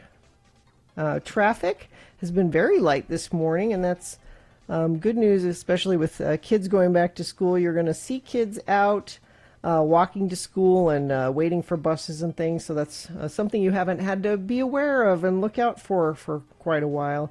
We'll be aware of it and look out for it today. There should be kids out and about, so slow down. And actually, yeah, speaking of driving, try to limit your driving today if you can, because that air quality is just so bad. Trip chain, don't go out if you don't have to. But if you do, just be mindful of what you're doing and don't idle your car, please. Is there a sponsor for any of those? Nick? Stuff. So. Okay. How about a quick reminder that coming up in our next segment, as soon as we award the Boner Round 1 winner, it's Ask an Advocate. We've got one of the lawyers from the Advocates going to be on the phone, and this is your chance to talk to a lawyer for free and ask him a question. 877-602-9696 to Ask an Advocate coming up. All right, Boners Round 1, Candidate 3, now. Chris Cornell was not a Confederate general. Seattle statue memorializing Chris Cornell has been vandalized. Oh. The late Soundgarden frontman widow Vicky Cornell showed a photo on her Instagram of the defaced statue, which appears to be covered in white paint. In the caption, she writes that she and her children are heartbroken over the vandalism. Quote, "The statue is not only art, but a tribute to Chris. His incomparable musical legacy is everything he stood for. It represents Chris, who's beloved not only in Seattle, but worldwide." Now, Vicky writes that the vandalism was not part of the ongoing protests in Seattle against racism and police brutality, but it was carried out by a single disturbed individual in an attempt to besmirch Chris's legacy. Quote, "I'm so grateful to the fans who stood up to support and showed their immense love. After hearing about it, they made their way there in the middle of the night with supplies and tried to clean it up. Don't worry, the statue will be restored. Hate will not win." The statue is located outside Seattle's Museum of Pop Culture. It was unveiled in October 2018 during a ceremony attended by Chris's 3 children and his former Soundgarden bandmates. Boner candidate number 3, Chris Cornell is not a Confederate general. All right, let's review the first 2 and vote. Boner candidate number 1, wild peeing in Amsterdam. Apparently they just pee everywhere. Now they're trying to fix it with these hemp planters, not an actual toilet, but a hemp planter to try to keep guys from falling into the canal where they try to pee. Boner candidate number 2, I need that $30 for bail money. This is the guy that stole a bunch of scratch-offs from a convenience store, scratch them all off. He got a winner, so he went back in and tried to collect his money. And you just heard Boner candidate number 3, Chris Cornell was not a Confederate general. This is round 1 of your Boner voting. Here we go. You've got to decide of these 3 candidates, which one is the worst, which one deserves to go forward to Boner Fight and possibly become Boner of the Day. If it wins here, it secures a spot in Boner Dome. It'll go up against the winner of round 2's voting. We do this again at 8:20 with 3 different candidates. We'll get a winner there as well. We'll take both of our winners, and we will put them together into the Boner Dome at 9:20. That's when Boner Fight happens, and that's when you have to decide Boner of the Day at that time. Right now, you're picking a champion to send forward. 1, 2, or 3. Remember your candidate number, the one that you think should win. And put that number, that single digit, is all the computer needs in the message of a text. And then you text that to 33986. It counts it right up for you. Or you can call the producer's booth. They'll take your voice votes, 877-602-9696. Or you can go online, x96.com, and just look for the box that says Boner Voting, August 24, 2020, and vote there. If you don't see that box, refresh. It should appear. All right? You have until the end of these messages, and then don't forget, as soon as we award round 1 of your boners, it's Ask an Advocate, your chance to talk to a lawyer. It's X96. Yeah, I enjoyed that class yesterday. You did you? Yeah. Well, that's nice. Well, you don't have to come to them. Why would you think that I don't want to come?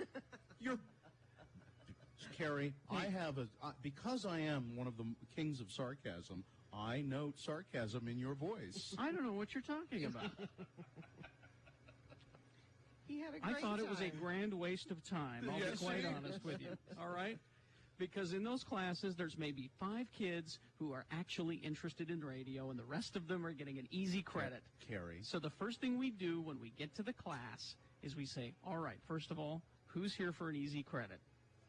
And those people who raise their hand, leave. Go right now. We'll sign a form, whatever it takes. Just get out of here. You would deny a college student an easy credit? What kind of a Grinch are you? I'm not denying them an easy credit.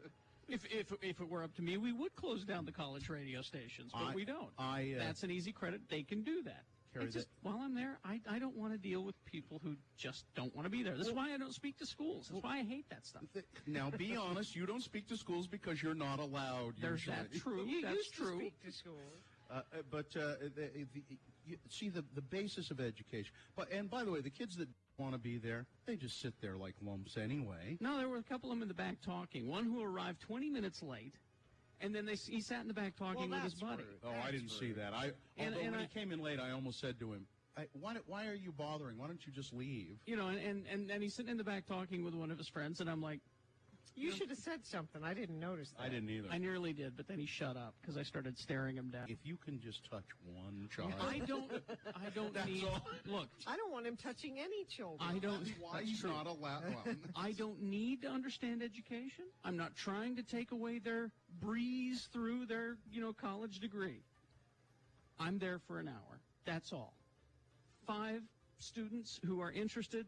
That's great. Everybody else take off. We'll sit and have a chat with 5 people. I'll touch those 5. That's good. All right. Especially that Heidi from yesterday. She was really cute. But anyway. See again why he's not allowed. She was very interested in what we were She doing. was. She was wanted very to interested. learn. And I heard her on the radio, on the college radio station. She's very good. I think someday we'll be working with her. Maybe not now that you said that. No, I'm not as. I don't want to work with those guys. Not her partner Pickle, of course, but it was Pickle and the turd bag. What was the other guy? Pickle, Turd, and Carl. Heidi, I think is what it was. Oh yeah, Carl. His name's Carl. Apparently, we made Carl cry. Really? Is what Yeah, I I was heard told. he was laying on the floor of the break room. So and again, if we can discourage someone from getting into radio, that's also Your job is done. Particularly you, Carl. Already, we started with Carl. He's done. He will not be in radio anymore. So mission accomplished some at good Cedar has City. happened. Some good has happened. And think of it this way too. Carl will go on to better things. He will be a professional clown that entertains at kids' parties. That's what he'll be good the at. creepy clown with the Cro-Magnon brow is what he will be.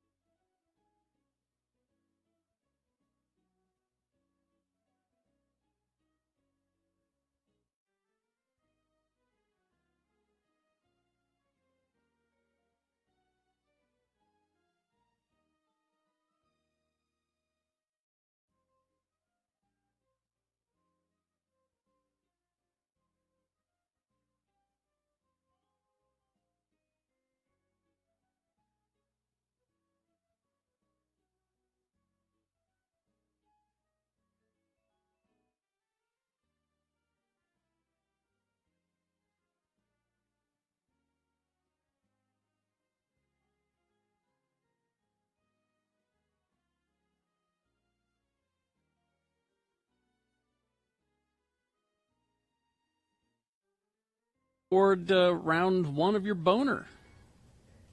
And it's brought to you in part by burgers with onion rings and watermelon. It was a very summer dinner at our house. Nice.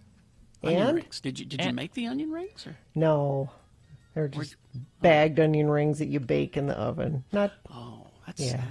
It's bad. And coffee breath. How about that? Okay. This mask, that's one of the downsides to it. You should chew gum or have a mint. That helps with that. True. Get you a mint, Nick.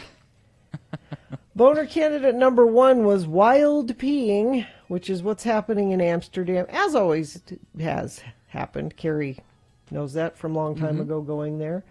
So the boner is the wild peeing. What, you can't pee in a bathroom in Amsterdam? What's the problem? Men are falling into canals because they trying to pee and misjudge and fall into the canal. So the city has planted these hemp planters around to help with the wild peeing. Boner candidate number 2, I need that $30 for bail money. This is the guy in Florida who stole a bunch of scratch-offs from a convenience store, went and scratched them off. Well, he had a winner, so he went back in and tried to collect the money. And boner candidate number 3, Chris Cornell was not a Confederate general. This was a statue of Chris Cornell in Seattle that was defaced with paint. I don't have the winner information. Oh. If you Carrie text should. it to Carrie, should have it. All right. Let me If see. not, maybe yep. Nick can just tell us who won. I've got it right here, actually. The T-shirt winner was Miles. And the winner, it was a close race between 2 and 3. Nobody cared about number 1. Wild peeing that's just more of a fun story. But the winner, by it looks like just 8 votes, was candidate number 2. I need that $30 for bail money. So there you go. All right, that's your winner of round 1's voting. It now goes forward. It might be boner of the day. Depends on how well it does against the winner of round 2.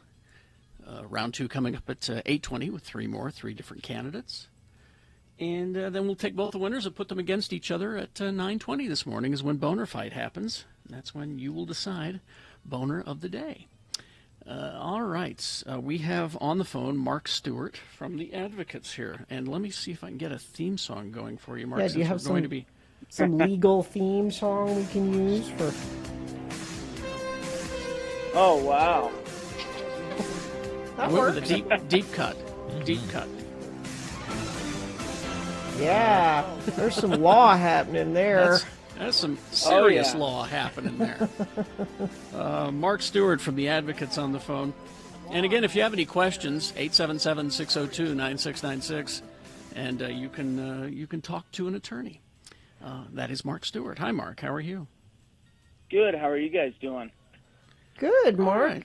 You know, we talk a lot about needing to call the Advocates for car accidents. You know, that's what Katie called you for. We've had a couple people in the office call you for that. But those aren't the only kind of accidents you deal with, right?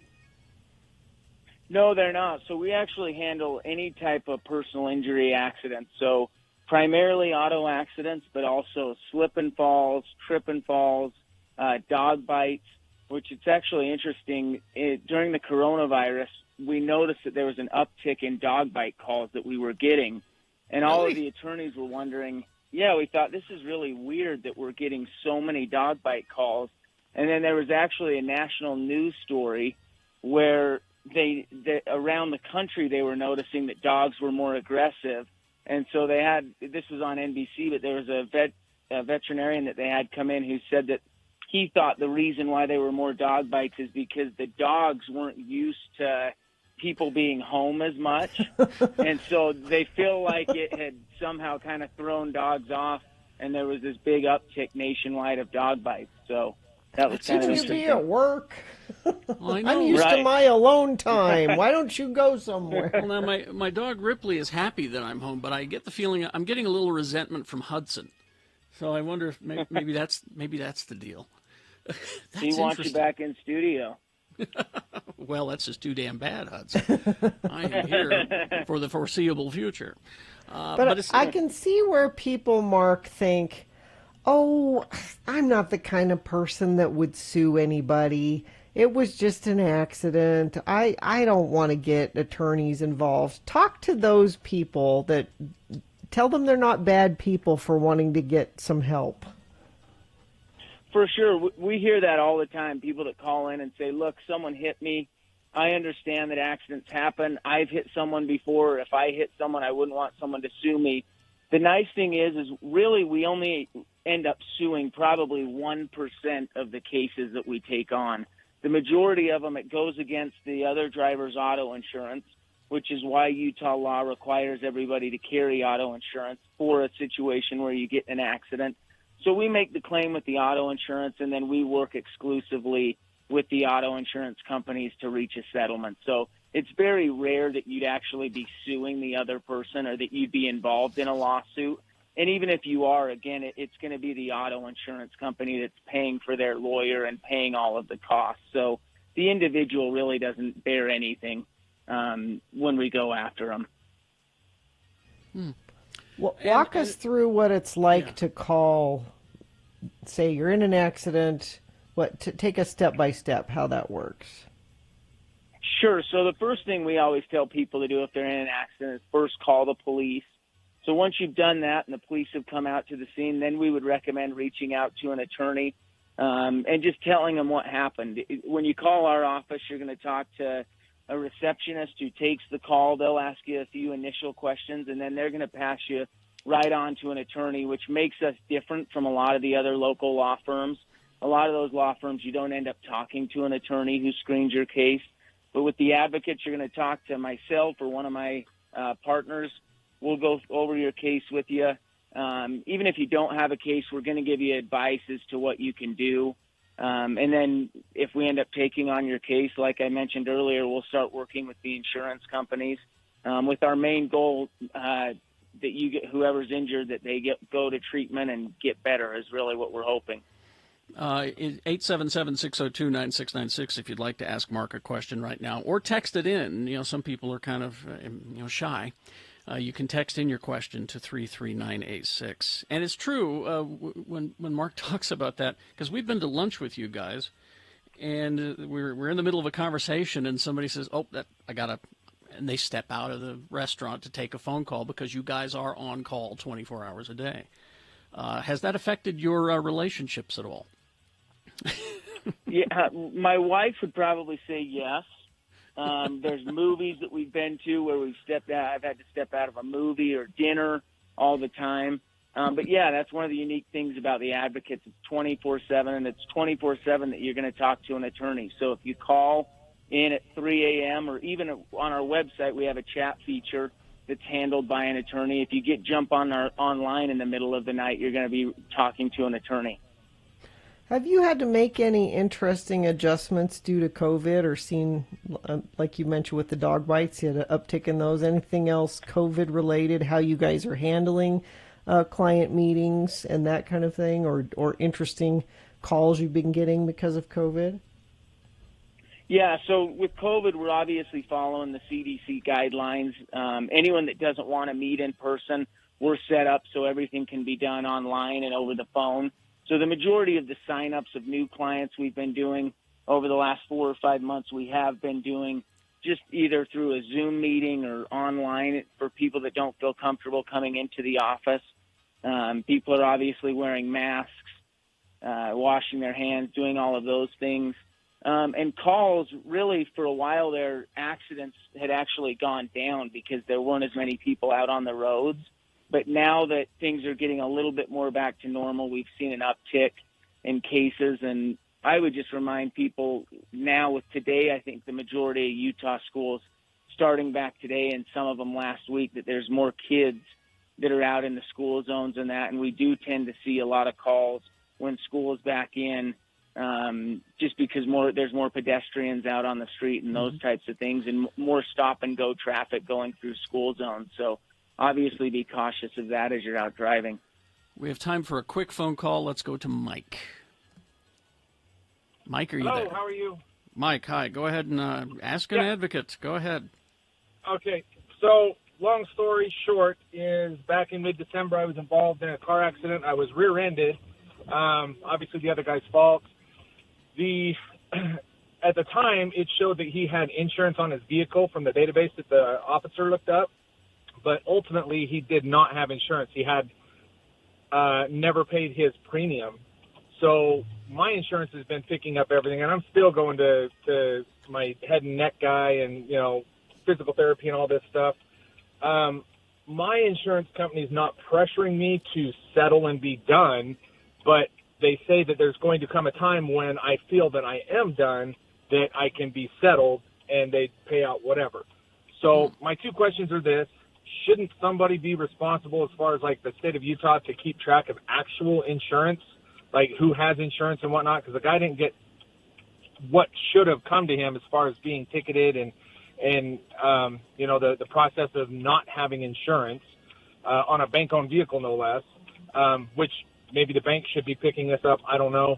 And then my other question is it possible to have some sort of assurance that 5-10 years from now, when my neck is most likely still going to not be 100%, and if I need future medical assistance, is that something that can be written into some contract or something that I have with my insurance company to make sure that I am covered? Go ahead, Does that make Mark. sense? Yeah, go ahead, Mark. Yeah.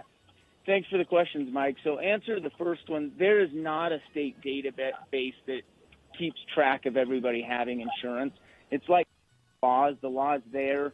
Us as citizens are responsible for following those laws. So really the only remedy in a situation like that is the officers can give someone a ticket if they find out that they don't have insurance. So in your case, at the scene, it sounds like it appeared that he did have insurance, so they probably didn't write him a ticket.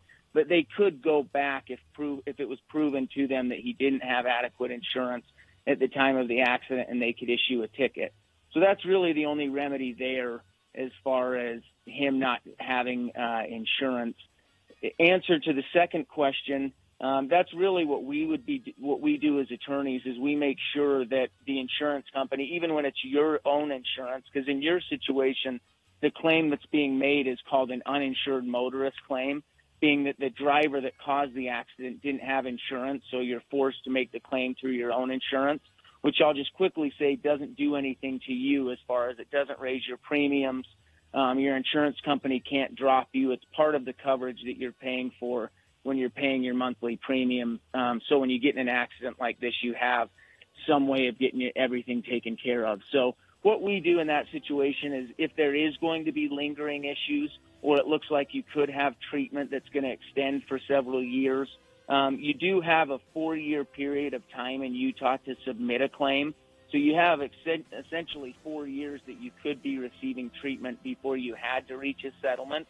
And even then, at the conclusion of the 4 years, you could file a lawsuit and continue on. But typically what we do, if treatment's exceeding more than a year and a half or so, and a doctor thinks it's going to be longer, the doctor will write some type of report saying, look, this is what Mike's injuries are. This is what I think he's going to need going forward. This is an estimate of what that type of treatment would cost. And then in any settlement negotiations with your insurance company, we'd be asking them to include all of those things in the settlement so that you could continue to get treatment. You see, Mike, you should have called the advocates. You really should have. You still can. And you still can. I still can. And you know what? I've been back and forth on this for a while, and I assume that there's no time frame as far as when I can't acquire an attorney if my insurance, if things aren't working out. I could call anytime during this process with my insurance? Right. So, yeah, you can call really at any time. We always encourage people to get an attorney involved sooner rather than later, just so the insurance company doesn't try and pull any tricks on you. And the biggest thing that we tell people is so that you don't have to worry about it. All right, You're guys, Mike. Worrying about community.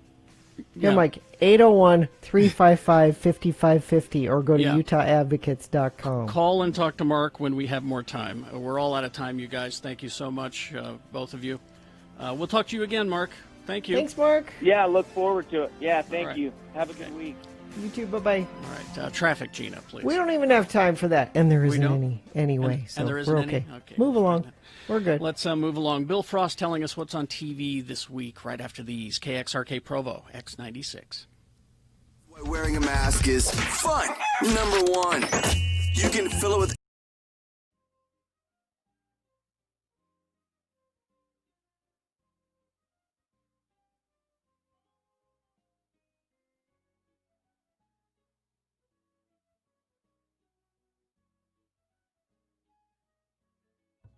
Well, Punk, let's get to the movie review, shall we? There we go. That's why nothing to spend in the summer in and out of health facilities like 18 Fingers of Death. So, tell us who stars in this opus. Well, this is the only movie that's better than 17 Fingers of Death. Yeah. It stars James Liu. Oh, so this is a sequel then? Yeah. Yep. He's Buford, the down-and-out action hero. James Liu, okay. Okay. And we got Maurice Patton. Yeah. He's Ronald Mack, the college student and wannabe director. Okay. Lisa Arturo. Nope. She's Sushi Q, the Honorable Fortune Cookie CEO. Okay. Pat Morita. Oh, well, there's a name I recognize. Arnold from Happy Days. So I know this movie's at least a year old, right? Exactly. Well, I noticed he's got lots of others that are in post-production. Oh, God. All right. He's the humble restaurateur. We got Lorenzo Lamas. Lorenzo Lamas? Yeah. He's a Antonio Bandana, the singing martial artist. Okay. Oh. Robin Shue. This sounds like just a great movie. Oh, yeah. He's Jackie Chong. Yeah. And we got Charlie George Brown as Chuck Snorris. Chuck Snorris. Okay. God. And Kurt Graves as Steven Seafood. Okay. Tell us the plot of 18 Fingers of Death. Well, as far as I can tell, this guy starred in 803 of the finest action movies ever filmed, but he's come up with a script for what could be his breakout role. But when the producers back out and pull his funding, he's forced to pull out the "Will Work for Kung Fu for Money" sign and sell his Kung Fu movie memorabilia in order to get enough money to make a movie in 1 week for the Sundance Film Festival. God. And they managed to get like about 90 minutes out of this? Yep. Jeez. A full 90 minutes. All right, have you got a scene from 18 Fingers of Death? Yeah, I thought I'd give you a little Pat Morita. Okay. Oh, good. Pat Morita. So here we go. Oh, Mr. Lee, listen, I've always been wanting to know, do you have Chinese Jews? Chinese Jews? Oh, very sorry to say, so no Chinese Jew. We only have the apple Jews and the orange Jews. Oh, man. This is worse than I even dreamed. Yep. What are you giving this movie, Punk? I'm actually giving it 3.5 Prozac. What? It's the pills talking, Punk. It's the prednisone. I think it's the prednisone. For digging up guano, lining up to fight. You can only fight the good guy one at a time. That's you right. have to circle him. Yeah. Feathered Hair, the drunken bastard, Bong Fu the series, a wicker basket beaten, bow tie in the kitchen, Cowboy Fu, a fallen in love montage, an attack midget, and yes, learning to speak out of sync. Learning to speak out of sync. All right, and what junk food are you going to have while you watch this movie? I think you need to gather a few Lynn Wilson's meat and cheese burritos with extra cheese and onions. You can mix in the Durkin's French fried onions as you need.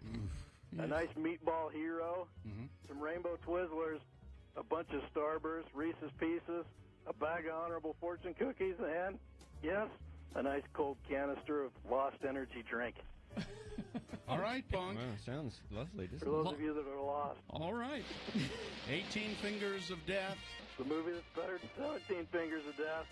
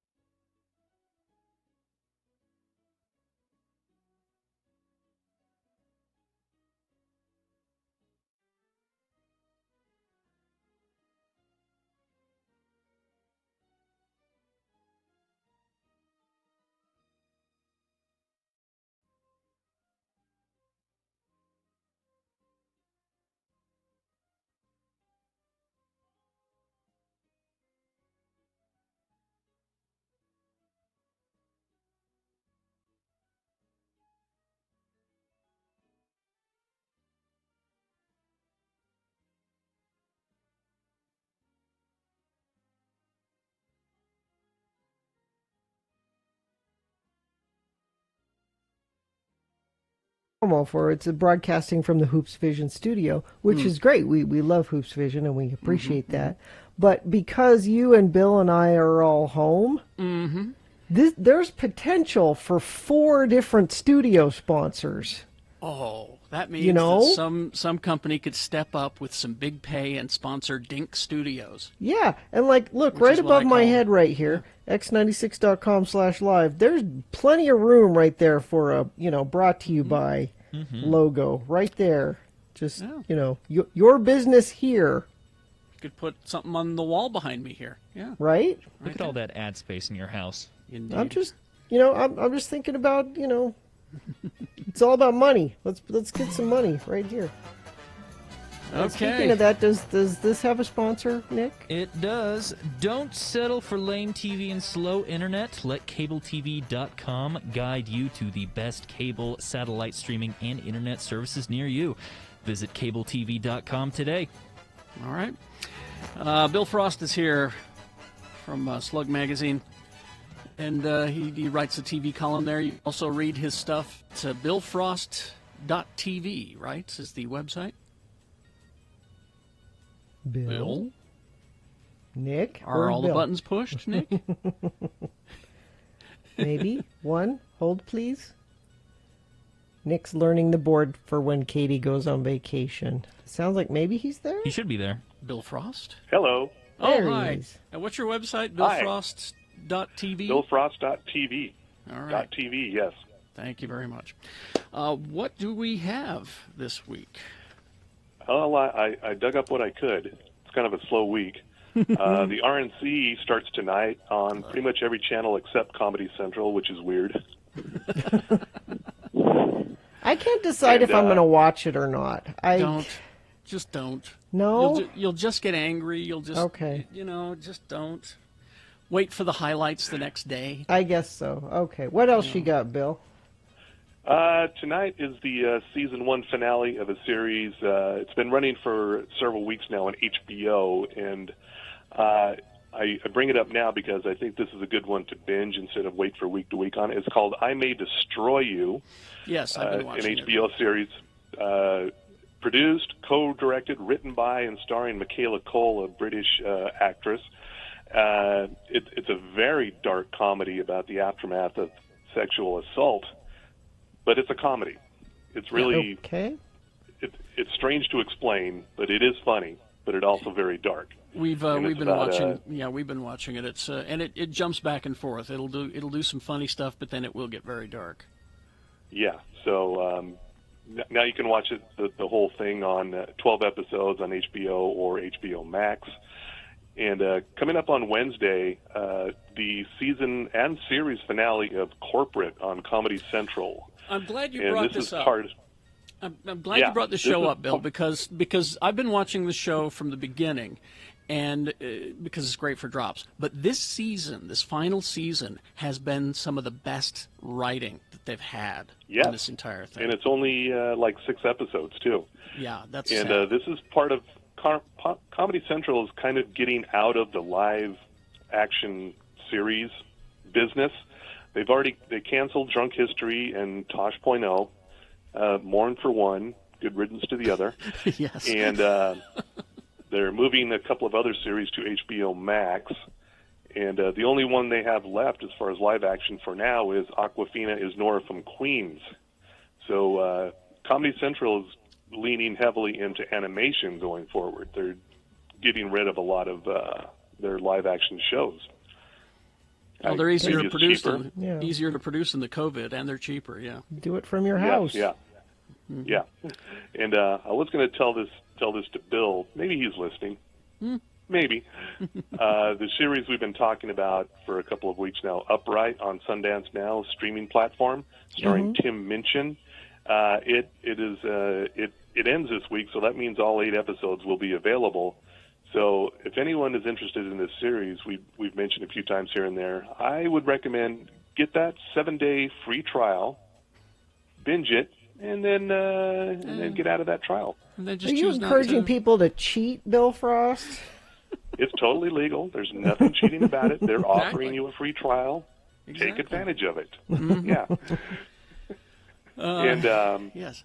What's that about? Yeah, I know do you've talked about before, but just if people are hearing it for the first time, It's about a Tim Minchin is a musician and comedian actor, and he plays a man who's driving from one end of Australia to the other, delivering an upright piano to his dying mother, and he picks up a teen hitchhiker along the way. But it's perfectly innocent. It's kind of a buddy road comedy. It's kind of touching, very funny, and you get to see a lot of Australian background. It's really beautifully shot. And here's the weirdest one of the week. Okay. In a very slow week, a movie on Friday, Hulu, called The Binge. What this is, think of The Purge, but except we're in America where all drugs and alcohol are illegal, except for one day a year when you can go crazy and take and drink everything you can get your hands on. Well, this will go poorly, I'm sure. And Vince Vaughn is the name you know in here. He's the principal of the American High School. And basically it's a teen comedy. It's about a bunch of teens trying to get in on a big binge party. Once you're 18, you can get in on this. Okay. Or if you're not, you find a way. I just can't look at Vince it's a Vaughn wacky anymore. comedy. I just, True, yeah. I just look at him and I go, no. Yeah, he's not really the star of the show. He's there, but he and a very interesting mustache. And you may remember this on Sunday, the 2020 MTV Video Music Awards. Remember those? Yeah, they still do that. They still do them. Yeah. It will be simulcast on MTV and the CW on Sunday. Lady Gaga will be there. Ariana Grande. BTS, stop me if you've heard of any of these. Black Eyed Peas minus Fergie. Fergie quit. Well, what's the point of that then? Yeah. Right, yeah. DaBaby. I know Gina's a big fan of DaBaby. DaBaby, yeah. I got the poster right behind me. Yeah. And, so that's on Sunday, and that is kind of your week, and I would recommend going back and binging because we have the second season of The Boys coming up on September 4th. Yes. It's been a minute, so you might want to go back and rewatch some of that first season to figure out what's going on. We have some new characters coming on board. Yeah. Yeah. Refresh your memory. The newest addition to the cast is I just love her, Aya Cash, who was from You're the Worst, that TV show that I like. You're the Worst, yeah. Yeah. She's going to be playing the new member of the super team, and her name is Stormfront, and she has a secret. That's all I'm saying. and she's also a superhero who's very heavily into social media, apparently. Mm-hmm. Yeah, that's all part of it. It's a great comic book if you get a chance to pick up the comic book, but enjoyable show and approved for season 3, so you're going to get even more of The Boys. Yeah. And another one, a series we talked about way back in the beginning of the year, Awkwafina is Nora from Queens, is now available on HBO Max, if Very you have funny. that. I like Awkwafina quite a bit. It's basically Broad City -1, but it's still really funny.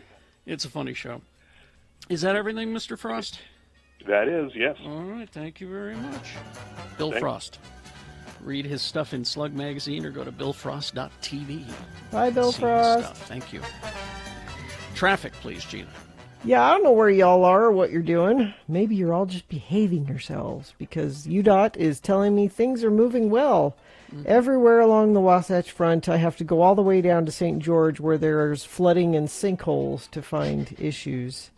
Yeah, and that is happening down south. So if you were headed to St. George today, you might maybe not want to. They've had some serious flooding issues down there overnight, last night into today. But if you do see something you want to share, we'll pass it along. 33986. Does somebody want to pay for this, Nick? Your mic's not on, Nick. Hey, look at that. If you've been injured by someone else's negligence, whether out walking, cycling, or driving, you deserve an advocate. This is what they do every day, guide you through the process. Speak with an attorney online 24/7 at UtahAdvocates.com. All right, thank you very much. Okay, we will take a break. We'll be back with Boners Round 2. Do you have a preview of our candidates? Yeah, boner candidate number 1 is, hey, Tristan. Britain's wackiest taxidermist. Oh. And boner candidate number 3, tiger garbage person. All right, round 2 of your boners and big boy news coming up after these. X96. Blast off! It is the 23rd century. Humans have left the lonely confines of planet Earth and have sought their destiny among the stars. While many things have changed, one constant remains: the need for young men to venture forth and do the work of the Lord.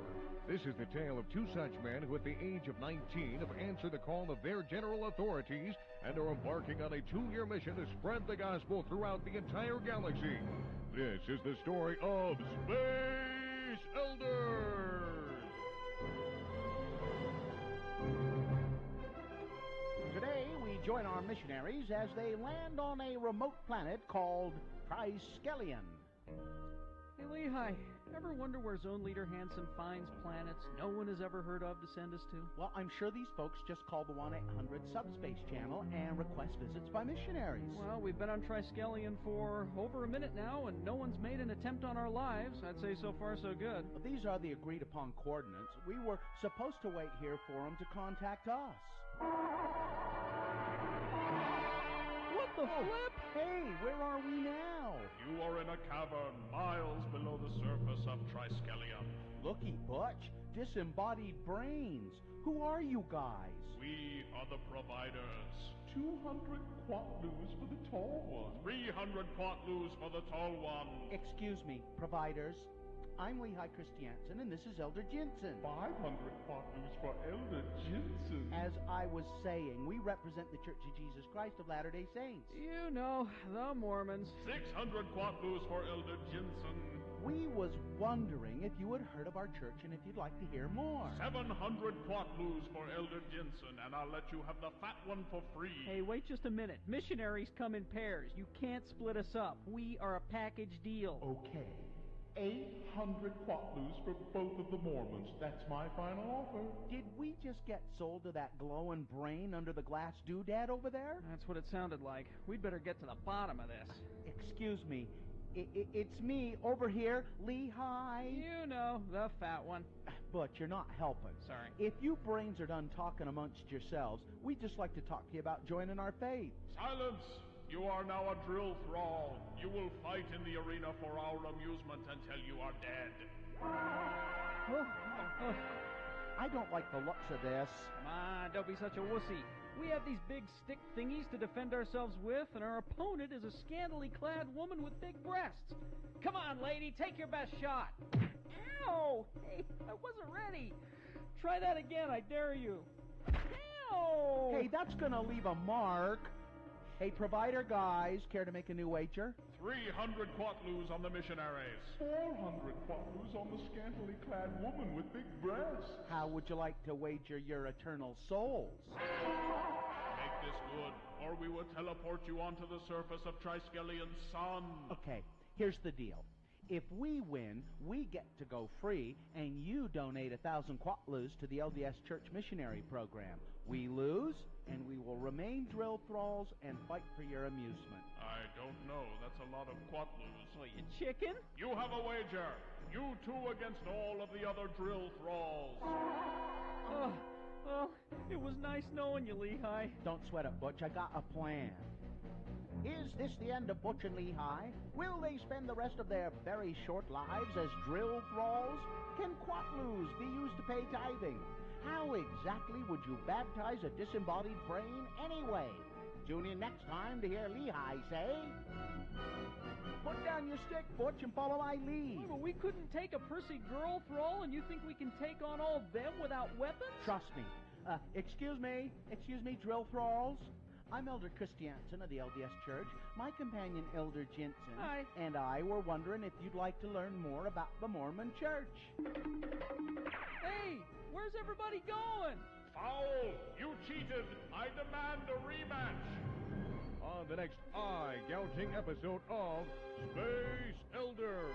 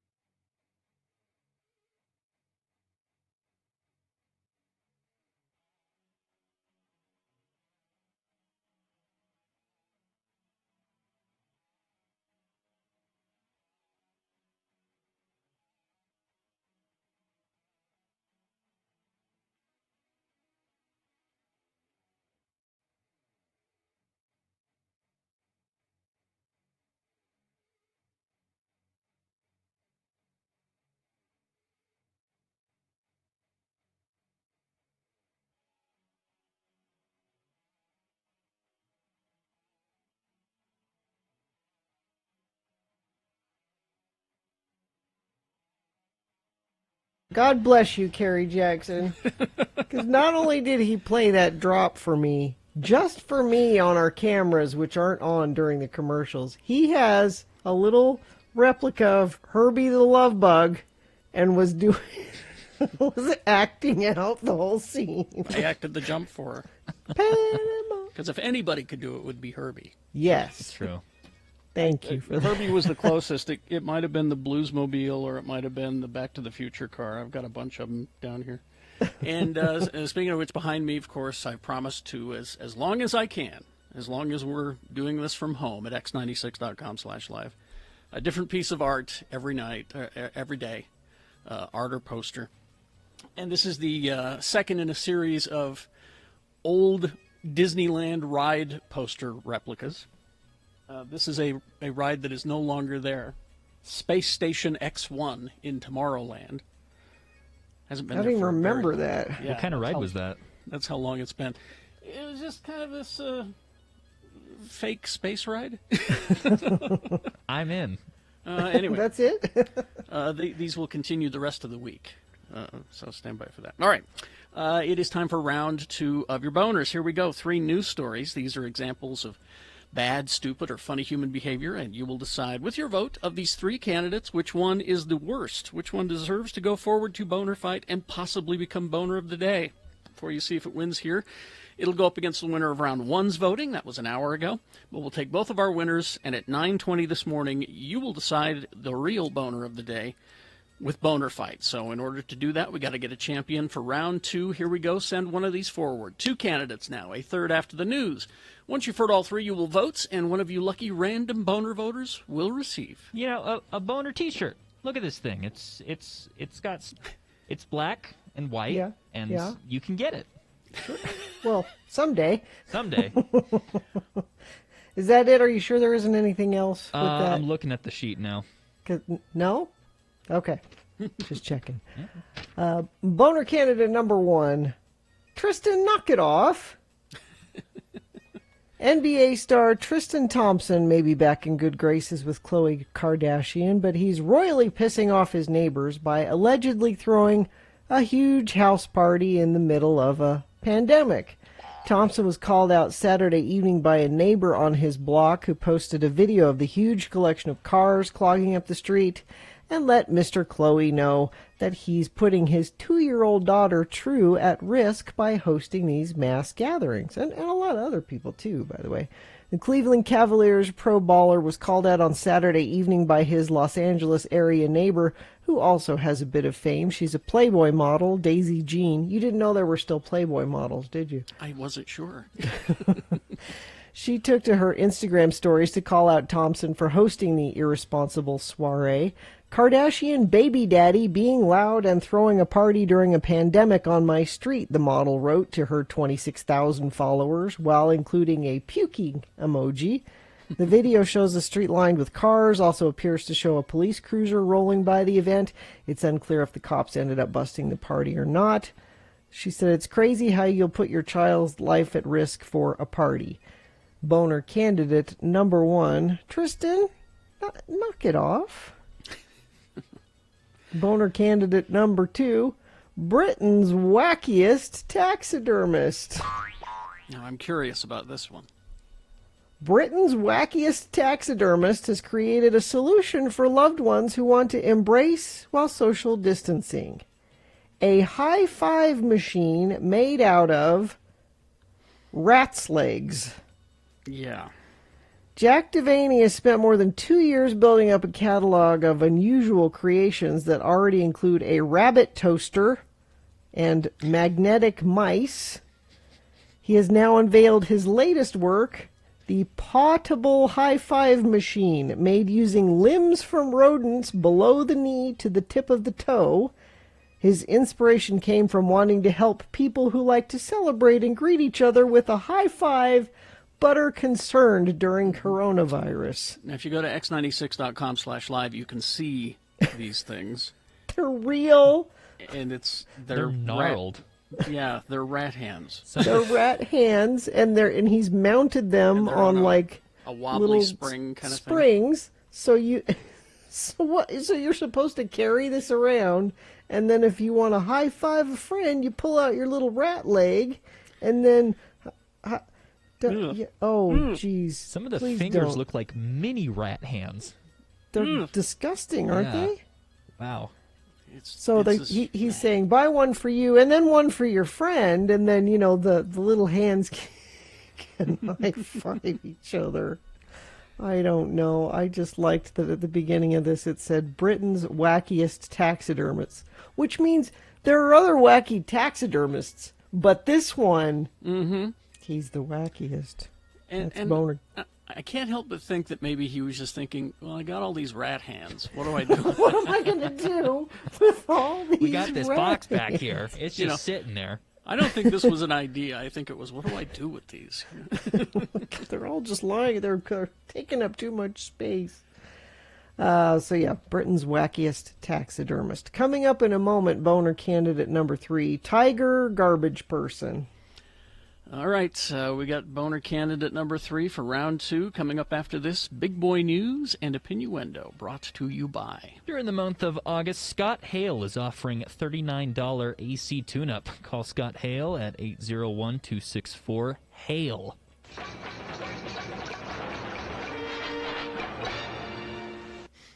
Suspended People are having a real problem with this rat hand thing. They hate rat hands? They don't like or there's this guy who says Boner, more like hero. All right, I don't know. Anyway, go ahead. Suspended Liberty University leader, we love him, Jerry Falwell Jr., confirmed late Sunday that his wife, Becky, had an affair with a young man they befriended and went into business with in Florida 8 years ago. We all knew it. In a long statement, Falwell said he and his wife, quote, forgave each other and suggested he also had important smaller things to atone for. I don't know what that is. Quoting a Bible verse about visual adultery. Do they talk about looking at porn on the internet in the Bible? I don't think so. And had decided to come forward because his wife's former lover had been extorting them for huge amounts of monies to stay quiet, and I'm just tired of it, Falwell said. No, we've known about this forever, Mr. Falwell. You didn't need to come out and admit it. Did you do it just to get him off your back? Is that Apparently, he's still been trying to get money out of him. Falwell said the young man had created a fatal attraction type situation, referring to the famous movie where a jilted extramarital love boiled a pet rabbit, among other acts of retaliatory intimidation. I will not be ignored. 21 at the time of the affair, told the Examiner in an email that, quote, any allegation of extortion is false, defamatory, and belied by clear documentary evidence, adding that an attempt by the Falwells to, quote, sandbag me with this last-minute story just reeks of desperation and, quote, the whole truth will come out. I think there's more to it than this, actually. I suspect he's going to write a book. The salacious nature of the relationship between the Falwells and Mr. Grenada emerged when Michael Cohen, he turns up here. Mm-hmm. The former fixer and lawyer for President Trump told comedian Tom Arnold, yes, this is all a real story. This is the year 2020, all right? Anyway. Told comedian Tom Arnold in a secretly taped conversation that he had destroyed risque personal photographs involving the pool boy on behalf of Falwell weeks before Falwell unexpectedly endorsed Trump for president. Now Falwell again, this is news to a lot of people. Wonks like Gina and I have been following this for a long time. We've known about it, and I'm just glad that it's finally out in the mainstream. It's anyway. finally out. Falwell said Sunday he was not involved in his wife's inappropriate personal relationship, which I don't believe. I don't believe that either.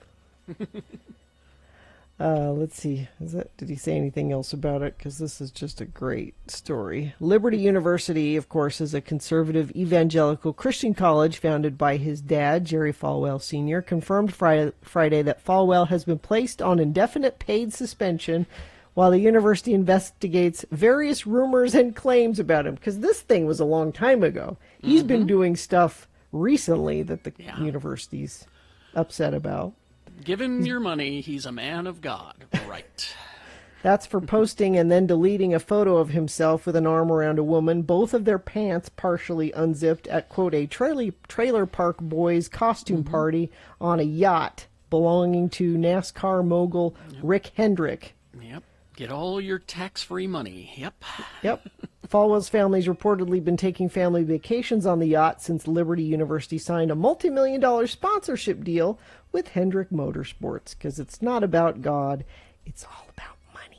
And you suckers just keep ponying up the dough. And somebody's clarifying here, in the Bible, it's if you lust after a woman in your heart, it's the same as committing adultery. Oh.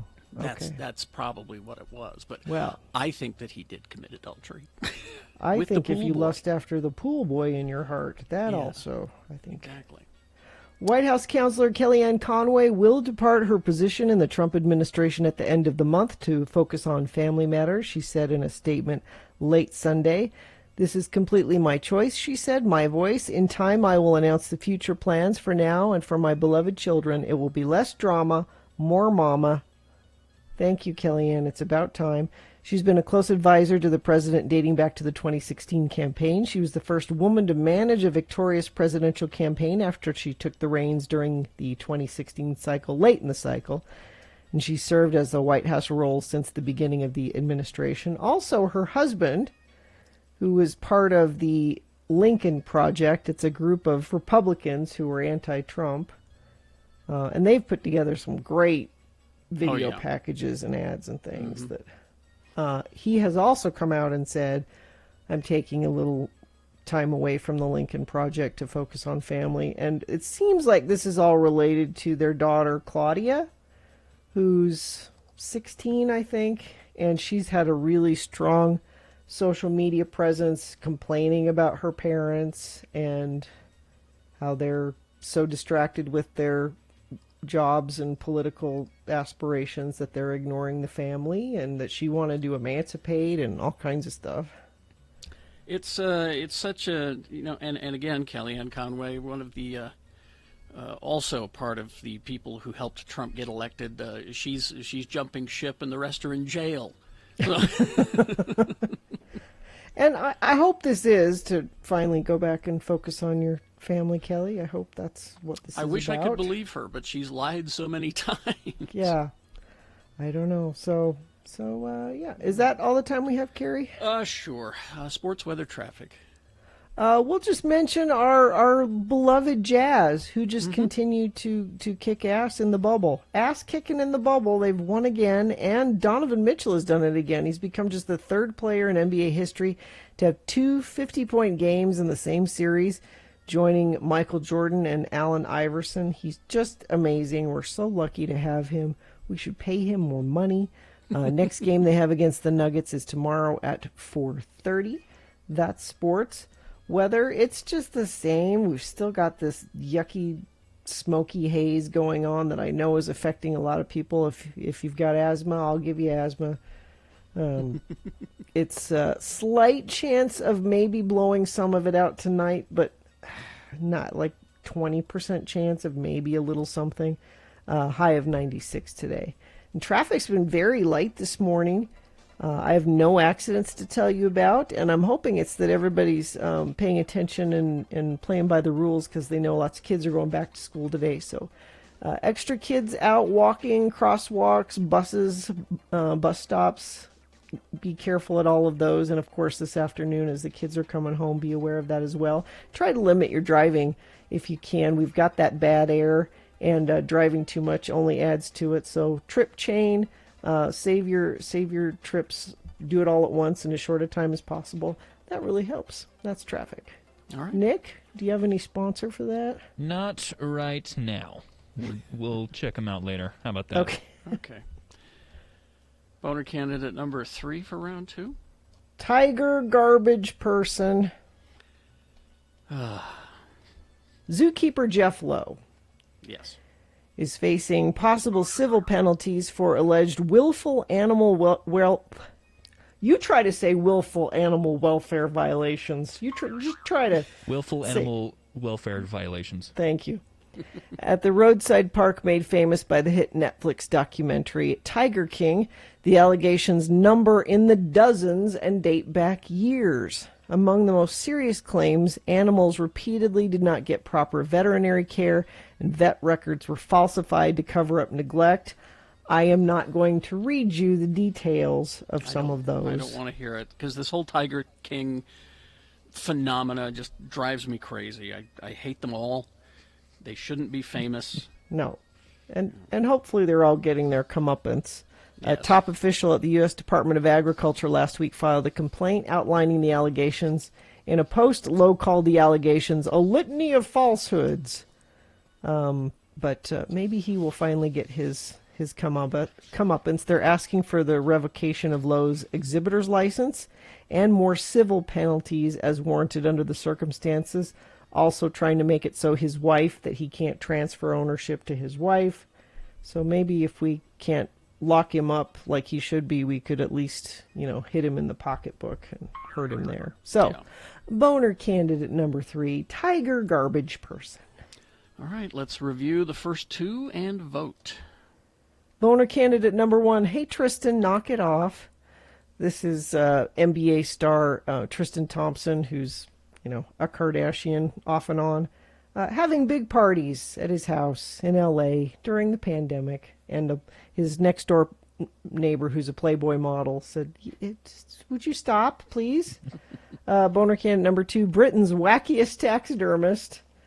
This is a guy who takes taxidermied rat legs and has turned them into little high-five machines for people during the pandemic, so you don't have to touch hands. You're touching a rat hand. I don't know. It doesn't make any sense. Yeah. And Boner candidate number 3, you just heard it, Tiger garbage person. All right.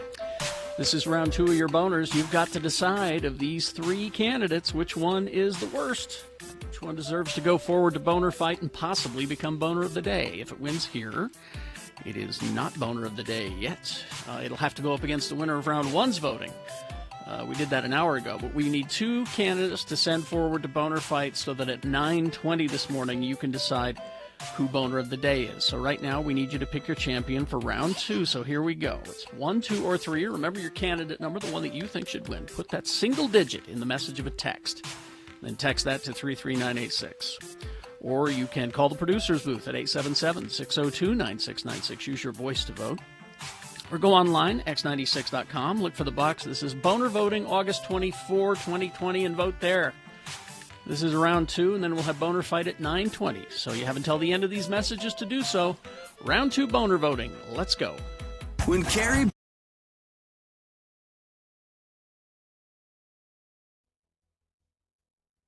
Mark Ronson featuring Bruno Mars. Okay. Owing a considerable amount of money to the James Brown estate and the Rick James estate. I would say. I requested that this morning. I like that. Pretty tasty, I must say. I'm not a Bruno Mars fan. I'm gonna make you one. No, I don't think so. I think it's Mark Ronson. No, and No, I can tell you it's Bruno Mars, and here's why. Why? Because it rips off a lot of stuff. Yeah, that's not ripped. Inspired And by. I'm not saying it in a bad way. Yeah, you're right. You know, it's probably so it's Bruno Mars sounding as much as he can like somebody else. Yeah. But it was enjoyable. It was. Normally, I don't. I'm glad that somebody is still making that kind of music. Exactly. So that makes me happy. Yeah, I mean, because I do love that kind of music. Beck had to do it a few years ago. Yeah, which was kind of odd, but so are you okay, Gina? I got my song request. I'm great. Why? Oh, okay. Is that I guess that's what it was. You just usually you have a greeting for me. I had my headphones but on. I was uptown funky. I had no time for you. Gina's got so much funk. I don't. That's why I have to add it to my life. I've seen her. I've seen her dance. She's got the. See, I don't dance. Because you know better? Because I know I look silly. I know I look like a white guy. I have to be really, really, really drunk. And you probably haven't even done that in a long time. Been a really long time. There are mornings when we're playing a song. Oh, do I do it and not realize I'm doing it? And we've been meaning to have an intervention. Do I sometimes dance and I don't realize I'm dancing? Sometimes you air guitar. Do I? Yeah. And I don't know I'm doing it. And air drum. And that's terrible. Yeah. The last time I remember dancing, I believe, what was that band that used to play at all like Green Street and I want to say, they were like Solid Groove or Solid Gold or I don't know. That and they, and they put on Disco the wig. Drippers? Disco Drippers. There we go. The Disco Drippers. And I remember when at Trolley Square, when Green Street was there, and it was the middle of summer, and they would have cordon off part of the parking lot there, and you could just go out there and dance. Right. And I believe the Disco Drippers were there. Quite possibly. And I remember dancing there and taking off most of my clothing. Really? Yeah. It was. You were having a good time. I was indeed having a great time. I was down to a shirt and boxer shorts. Really? Yeah. And dancing to the Disco Drippers. I think our salesman, the guy who later became our salesman, was singing with the Disco Drippers at that time. Scott. He was with the band at the time. Scott, what's his name? Yeah. Yep. Took off most of my clothing. I was dancing with a. I don't know how I missed that. I was dancing. Well, you weren't there. That's how. You weren't invited. But you'd think that word would have got out. Bill's over there. No, I was with my actor friends. Oh, I do need to be drunk to dance, but I do it more often than that. I was wedding in Idaho was the last time. Oh, I remember you talking about that. Yeah. Well, there's video evidence of this, and it's a bad thing. Well, let's face it. I have seen people, white people that dance well, but we are not among them. I think No, not among them. And I think you get a pass at a wedding. I don't think anyone's gonna. Yeah, because I often make passes at people at weddings.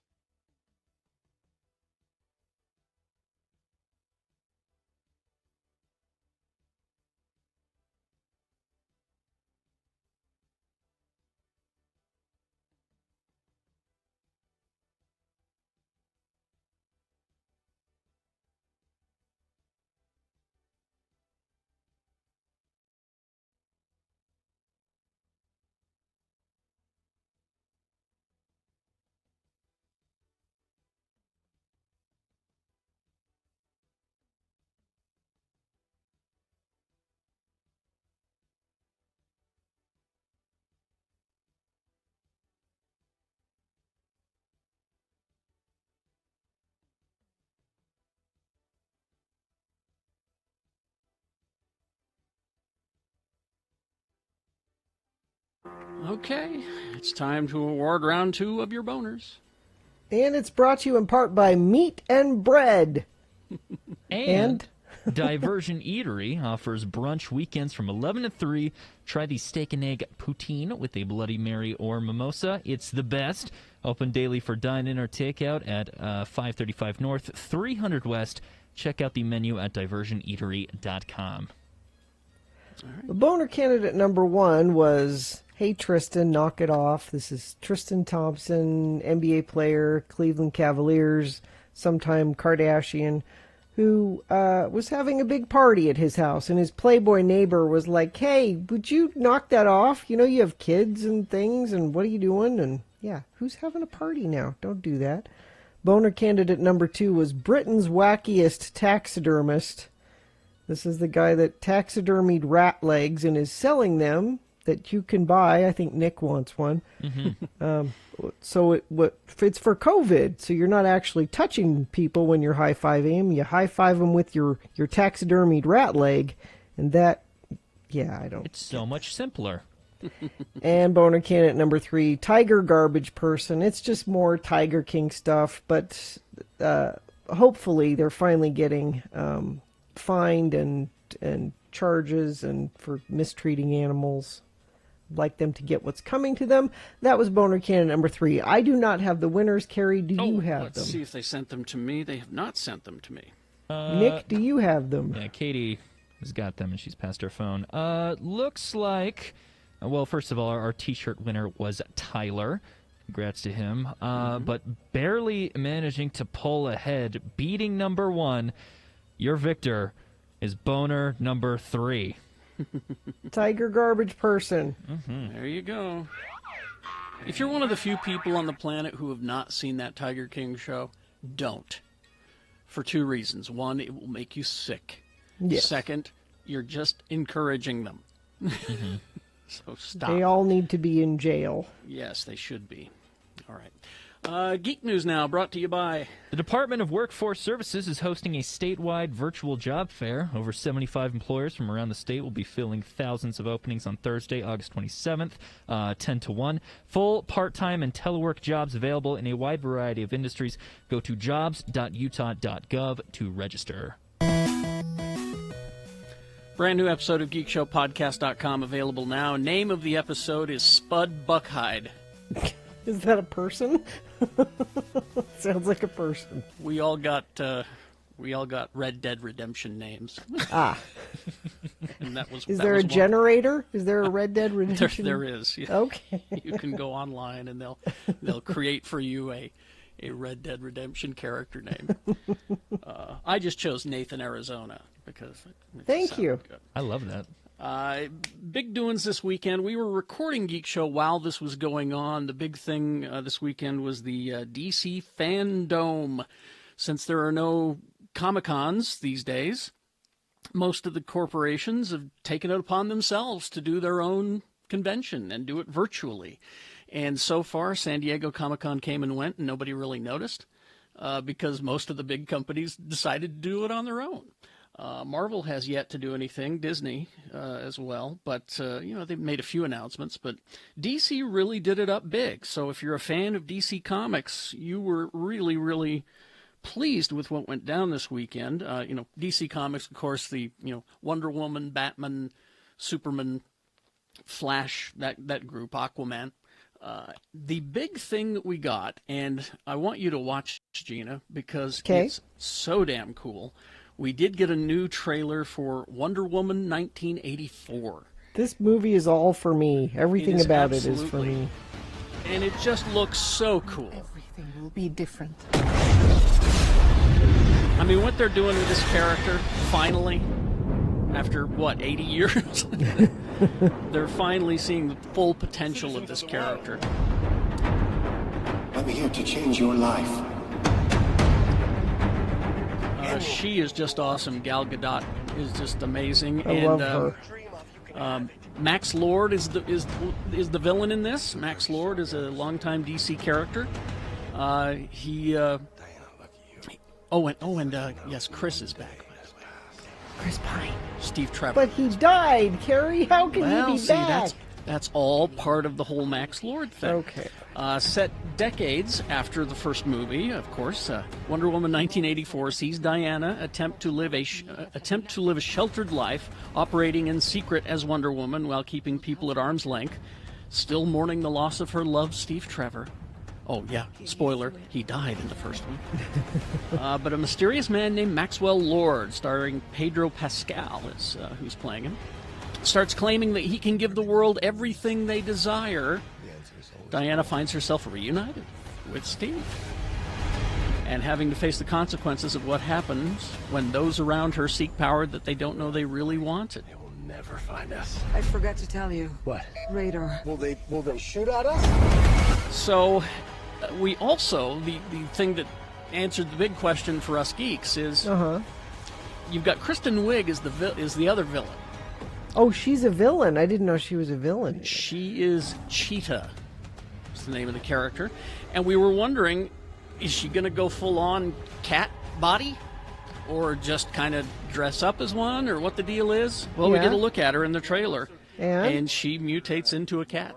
Yeah. Okay. But So people are saying good things about Kristen Wiig in this movie. They say that it's just going to kick her career into a completely different direction. She's apparently quite good in this, from the reports I'm getting. So we got that. Now, the other big thing that we got was we got our first look at the new Batman movie called The Batman. And it's Robert Pattinson? It's Robert Pattinson, Gina. Oh, I'm sorry, Robert.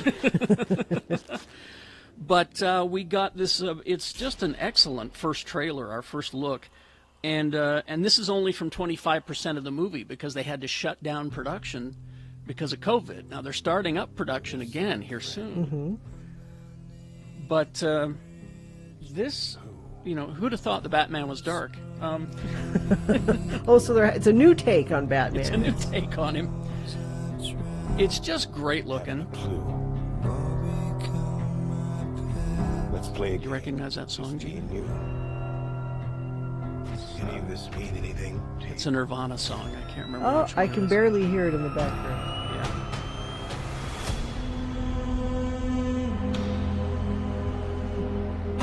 But we got our first look at Pattinson in the Batsuit. Celebrity. And brief looks at the villains. Now, the villains in this are allegedly the Riddler. And I say allegedly because I haven't found any confirmation of that. Okay. But the trailer certainly leads me to believe that because of there are clues left everywhere and writtens and question marks and things like that all over the place. Okay. And we also get a look at Jeffrey Wright as Commissioner Gordon, and we also get a look at Penguin. Oswald Cobblepot? Mm-hmm. Who's playing Oswald Cobblepot? Here we go. I'm vengeance. Oh, not I'm Batman? Not I'm Batman. Every other Batman said I'm Batman. He is vengeance. That's the other thing about the Penguin is what's his name? Colin Farrell. Oh. But it's a good-looking penguin? Well, that's we were hoping for Hot Penguin. But yeah, he's got all the makeup on, and so he looks like so he's acting. He's unrecognizable with the brief glimpses that we got. Yeah. Why bother to hire a good-looking person if you don't let them be good-looking? Well, that was one of the things that I kept reading on Twitter was, that there are actors out there who look like that. Why did you? And I think it's because if you can get Colin Farrell, you take Colin Farrell. Yeah, sure. If Colin Farrell says, I'll be your Penguin, then, you take that. Was the other thing. Now, the other big news, I'm going to wrap this up here real quick. Geek Twitter was all over Robert Pattinson because he had black eyeliner around his eyes. Yeah. Because, he's with his mask off. Yeah. Whenever Batman has his mask on, go take a look at them. Back with, the only other one that didn't do this was Adam West. Mm-hmm. But anybody who has ever played Batman always has the black eye makeup. But magically, when Michael Keaton takes his mask off, it's gone. Well, I am glad they are addressing this continuity problem. That Geek Twitter was just like, why is he wearing the goth makeup? And I'm like, no, that's the mask. Makes sense. But then the other big news that we got, and you can go and find all of this online, is we got our first look at the new Suicide Squad movie and the entire cast. Don't get attached to them. Most of them will die. That's by James Gunn. He even said that. Don't get attached to these characters. Most of them are going to die. I'm going to kill them. But everyone's talking about King Shark, who is a kind of a B or C-list DC villain. Mm-hmm. And he is in this movie. Completely, computer generated, of course. But He's then an actual shark. The other big news, speaking of Batmans, we got an announcement about the Flash movie that they're making, and they have said that you're not going to get just one but two Batmen in that movie. I'm confused. Well, what's happening is Ben Affleck is coming back. He announced some time ago. I'm done with Batman. I'm not going to be Batman anymore.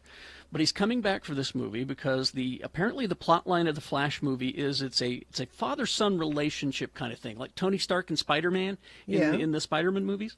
Okay. It's kind of like that, and Bruce Wayne builds a new Flash costume for this Ezra Miller, the Flash. And so they're going to have that kind of relationship, kind of a father-son kind of a thing going. It's in the script. Okay. But also, because the Flash is known to mess with the timelines, time travel, Michael Keaton Okay, that's fun. is in. coming back I'm as in. either Bruce Wayne or Batman, some alternate timeline or something like that. I didn't care about Ben Affleck Batman, but I'm in for Michael Keaton Batman. You don't like Batfleck? You don't like? I liked Batfleck just fine. Did you? Yeah, I thought he was all right. Anyway, so there you go. A little bit of geek news for you. You can find all of that stuff online. It's pretty easy to find. You just do a search of DC Fandom, and all of it pops up. There was a ton of stuff that they announced, and I don't have time to get to here. I'm terribly sorry. But there you go. Traffic. Crash southbound Harrison Boulevard at US 89 in Weber County. Crash westbound I-80 at milepost 134. This is Immigration Canyon. Those are the only issues so far this morning. I'll check our message stream, see if anybody's sent anything in there. Brought just to you somebody... by... Oh, yeah, go ahead. During the month of August, Scott Hale is offering $39 AC tune-up. Call Scott Hale at 801-264-HALE. All right. The only thing I see there is people going, "Where's Bill?" Bill's fine. He went to a cabin for the weekend. He'll be back tomorrow. All right, we will take a break. We will be back. Boner Fight is on the way. Stand by for that reasonable amount of news all coming up. RanLife.com. Speaking of Bill, I know he just did a big refi with Ran Life and is saving a bunch of money because rates are very low right now. It's a great time to refinance. Lower your rate, skip a payment, pay off some debts, drop your mortgage insurance, all of that. Now, there's a lot of misinformation out there about mortgages and loan payments right now. The best thing you can do is call Ran Life. We recommend people calling them because they're a local company. These are people we know, we've met with. They'll sit down and talk to you. They'll do it virtually if you feel more comfortable with that, but they are here in Utah. There's a plan in place for you if you're financially harmed by the current situation. Maybe you're having a hard time paying your mortgage. Maybe you've taken a pay cut or even lost your job. They can talk to you about how to work through that, and sometimes refinancing is the way to do it. And you can buy a home now. You can do that too. Real estate market is strong in Utah. There's not a lot of inventory, and that means there's lots to choose from. So call 801-478-4500 or go to ranlife.com.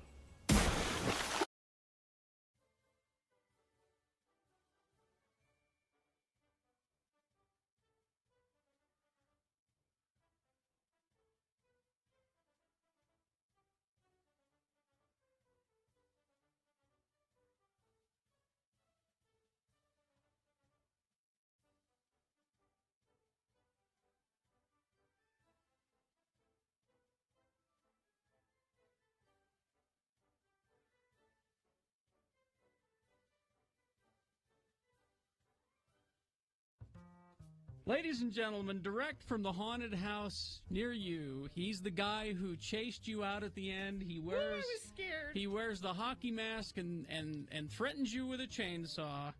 Yeah. He is Chainsaw Guy. Yeah. How are you? You're the little girl who wet her pants last time, aren't you? You scare me every time, James. Yeah.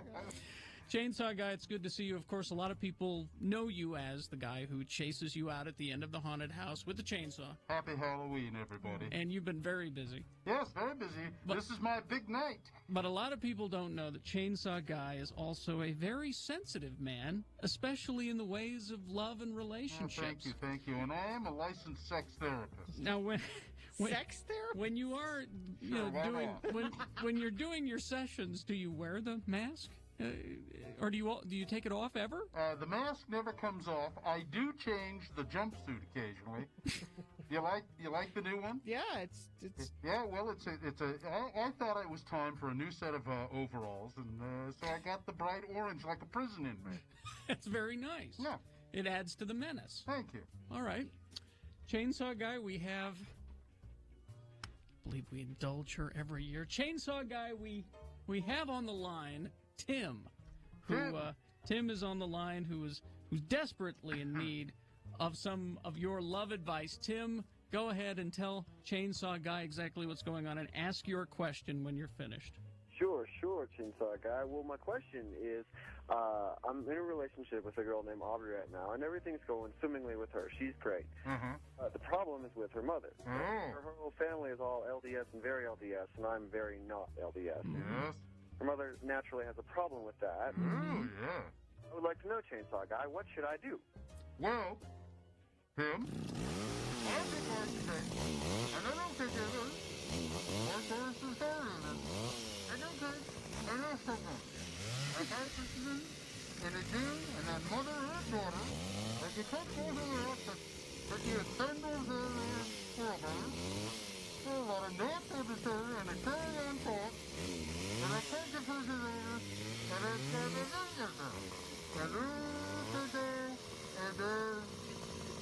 and end up doing both. So there you go, Tim. Thank you very much. I left out the part where, Chainsaw Guy has his chainsaw with him. It's all a key. It's a pulling. Part of the, it's a pulling. Yes, it is a pulling. Catherine. I don't blame you. Catherine, Chainsaw Guy is here. What is your question? All right. I'm curious because I've been dating this guy a couple weeks. Are you bi-curious? Are you bi-curious is what he's asking? That's what I said. Are you bi-curious? No. I'm just curious because he keeps on saying that he wants to just love me to pieces. Oh. And I just don't know if I should let him do that because it kind of creeps me out. Well. So, Chainsaw Guy, what should Catherine do? Well, Catherine, all you do is, the first of the Lord, is to get a refrigerated truck, and then you do it in the refrigerator. And then, the second of the Lord, piece by piece, all the way, and then you turn, and then, I turn it down a little bit, and then, and then, just walk and then he will look for them, and then he can love more of you in more places. There you go, Catherine. I hope that helped. Are we done, Gina? One more. I'm always up, although I'm very busy. I've got he does have to go and sharpen the chainsaw blade. Just one more. All right. What do you mean? It's not a chainsaw blade. It's a chain, you idiot. Yeah. Brittany. Hello. Hi, Brittany. Chainsaw Guy is here. What is your, tell us about your situation and then ask Chainsaw Guy what to do. I have this friend that we've been friends for a long time, and I have a crush on him, and I just met his new girlfriend, and he wants me to honestly tell him what I think of her, and I can't stand her, and I want to tell him how I feel, but I just don't know. Chainsaw Man, what should I do? Well, I just Brittany, what are you doing? I think I know. And then go first. So you get a girlfriend, and then you go ahead and you really have a girlfriend. So what you're going to do is tell about it and what you think about it. And then you go in, and then I think I'm now going for expression. And then if you think of the over, and then you want to and then I think the color is end up in a three-way. So there you go. Thank you. Brittany, Thank you. No, thank you. Can I go now? I've got a lot of people to scare. Yes, thank you very much. Sure. Chainsaw Guy. Are they performing now? All right, yes. All right. Thank you. Thanks, Chainsaw Guy. It's just amazing he makes time on Halloween. Look at that. He's out the door. Look at that. There he goes. Here he goes. Orange jumpsuit, his pulling chainsaw. There he Hockey goes. mask. For another year, gone. Glad he got rid of the Husqvarna. Yeah. It's not as scary as a pulling because they're higher pitched. Yeah. I remember when he started, all he could afford was an eager beaver.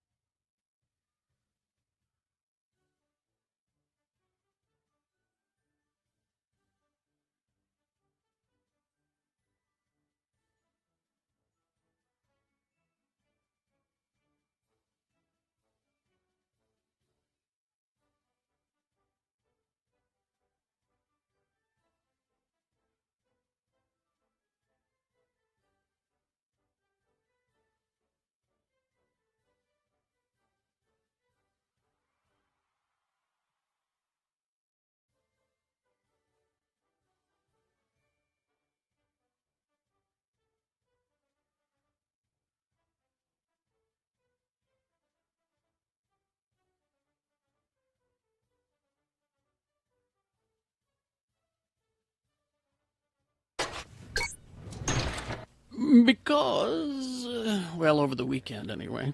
A couple things. We had a boner candidate where Chris Cornell's statue was vandalized with paint for some reason. But also, it's been announced that Black Days, a film which will focus on the last days of Chris Cornell's life, will begin filming in September. The movie will star John Holliday from Walk the Line. I should have looked up a picture of him. I'm not familiar with him. It's being produced by Los Angeles-based film production company Road Rage Films and Amera Films. It'll be based on the true events that took place during the last days of his life. Soundgarden, Audioslave, singer died in 2017. Film's producers have said they'll be applying extra precautions during filming during COVID, so apparently they're starting filming. Most actors will be filmed by themselves with a small crew who will wear masks and socially distance. So that was 2017? Mm-hmm. Man, that felt like last year. But well, it's COVID years. Yeah. The question is the actor going to try to sing themselves or Oh, just you lip can't. sync? I don't know how you. I don't know how you do that either. But Chris Cornell's such a unique sounding person. it's like they're making the Aretha Franklin movie. Well, I think it's done, as a matter of fact.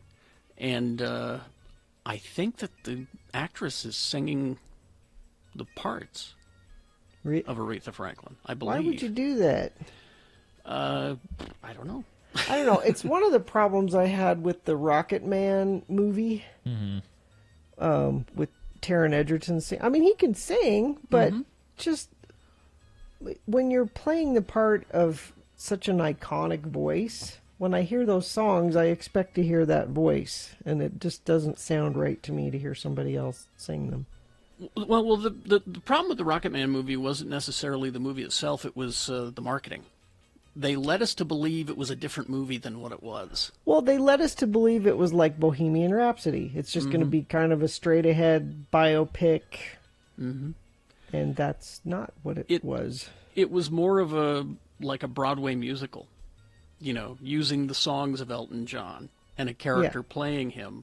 But, don't go in expecting, because it was such a strange take. It really. Yeah. Also, it's Jennifer Hudson in the Aretha Franklin movie, so she can sing. She can sing, yeah. That might be okay. So she'll pull that off. That might be okay. But yeah, Chris Cornell, I don't know. But he's recorded a lot of stuff, and I think his family's doing a nice job of releasing little bits of it at a time, like that one we just played.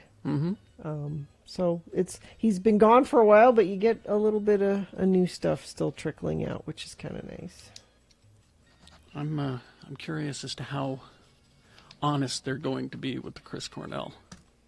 Well, I mean, you can't fake how he died. Yeah. That's I mean, that's not up for debate what happened there, so Yeah. I think they have to be.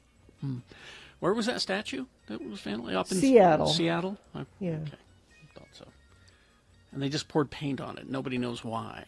Yeah, the Vicky Cornell said, has nothing to do with the riots that have been going on up there and the other vandalism. This was just, and how she knows this, I don't know, but maybe they left a calling card of some kind or have harassed her on social media, but seemed to have nothing to do with any of that. It was just, Chris Cornell, which I don't get, but. Yeah, I don't get it. Nothing makes sense anymore, really. I know, right? Come on, nothing does. I hate it all. All right, well, let's take a break, and we'll come back with boner fights and a reasonable amount of news, all on the way. X96. Stay and play.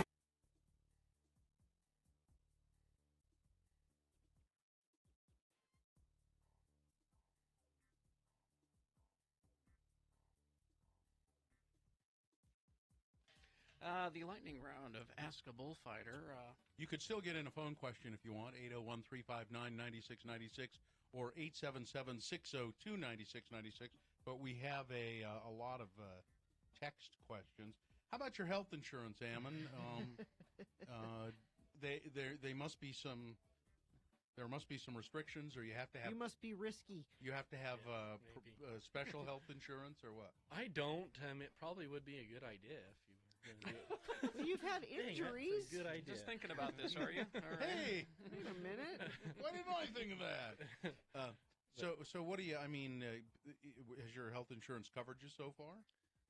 Yeah, on the cases where I've needed to go, a lot of the injuries are, you're just going to be sore. You can't really do much for it. Cinch you up. We just cinch you up on the kitchen table. Until that big brain injury comes around, then you're going to wish you had it. Let's see. Text question. Not me, of course. I want to ride a bull once before I die. How would I go about doing this? Good. Well, that's his bucket list, I guess. Yeah, it's probably easier than a lot of people think. Make it the last item on your bucket list. And finally, actually, the Broken Heart Rodeo Company has practice where they buck out some of their younger animals just to see how well they'll perform. Every and I'm not sure if he's still doing it, but usually it's every Wednesday night in Ogden at the Golden Spike Arena. Really? Just show up and... Yeah, like there's kids from high school that come and get on, or guys from college that just haven't been riding for a while that want to get back in. You have to pay a little fee to do it? Yeah, I think it's like $20, and usually there's enough guys there that have the equipment that if somebody... I've been there before when people have shown up that have never been on an animal before. I don't have my own rigging. Yeah, they help them do it. So listen to you. That would be a good. And I know on the website, on the Golden Spike Arena website, there's a calendar, and it'll list on the days that they have practice. All right. Let's see. How many bones have you broken? Pretty standard question. Probably 5. 5.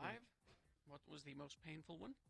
No, no pelvis, I hope. No, my pelvis is functioning great. That's good to hear. It's good news for your fiance there too.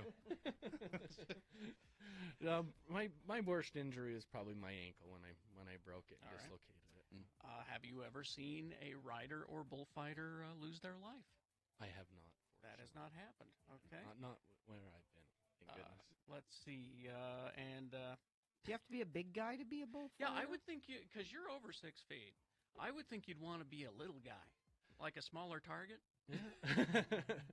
Yeah, I don't know. I mean, I don't know if I'm big or not, but this is my size, and the guy I work with is the guy that I fight bulls with. He's about my same size, and I kind of think of it as there's more cushion for the pushing, or I can take more of a hit.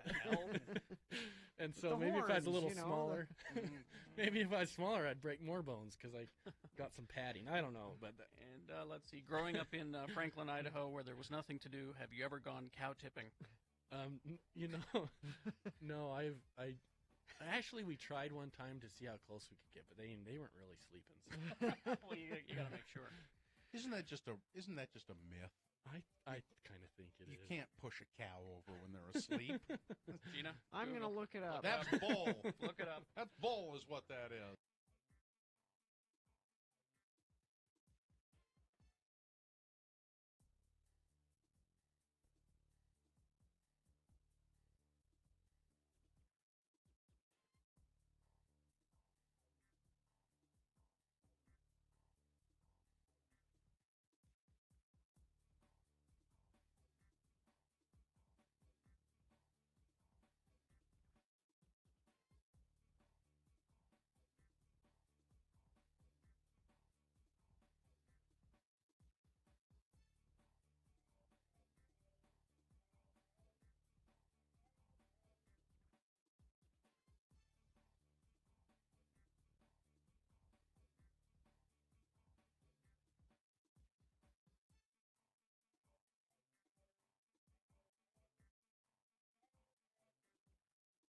$18 right now, and we do have Boner Fight coming up here in about 7 or 8 minutes.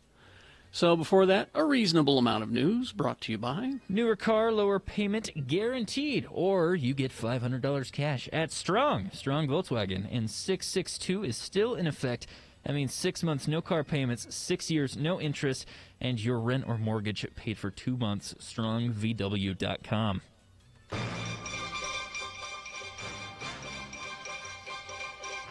Tragedy.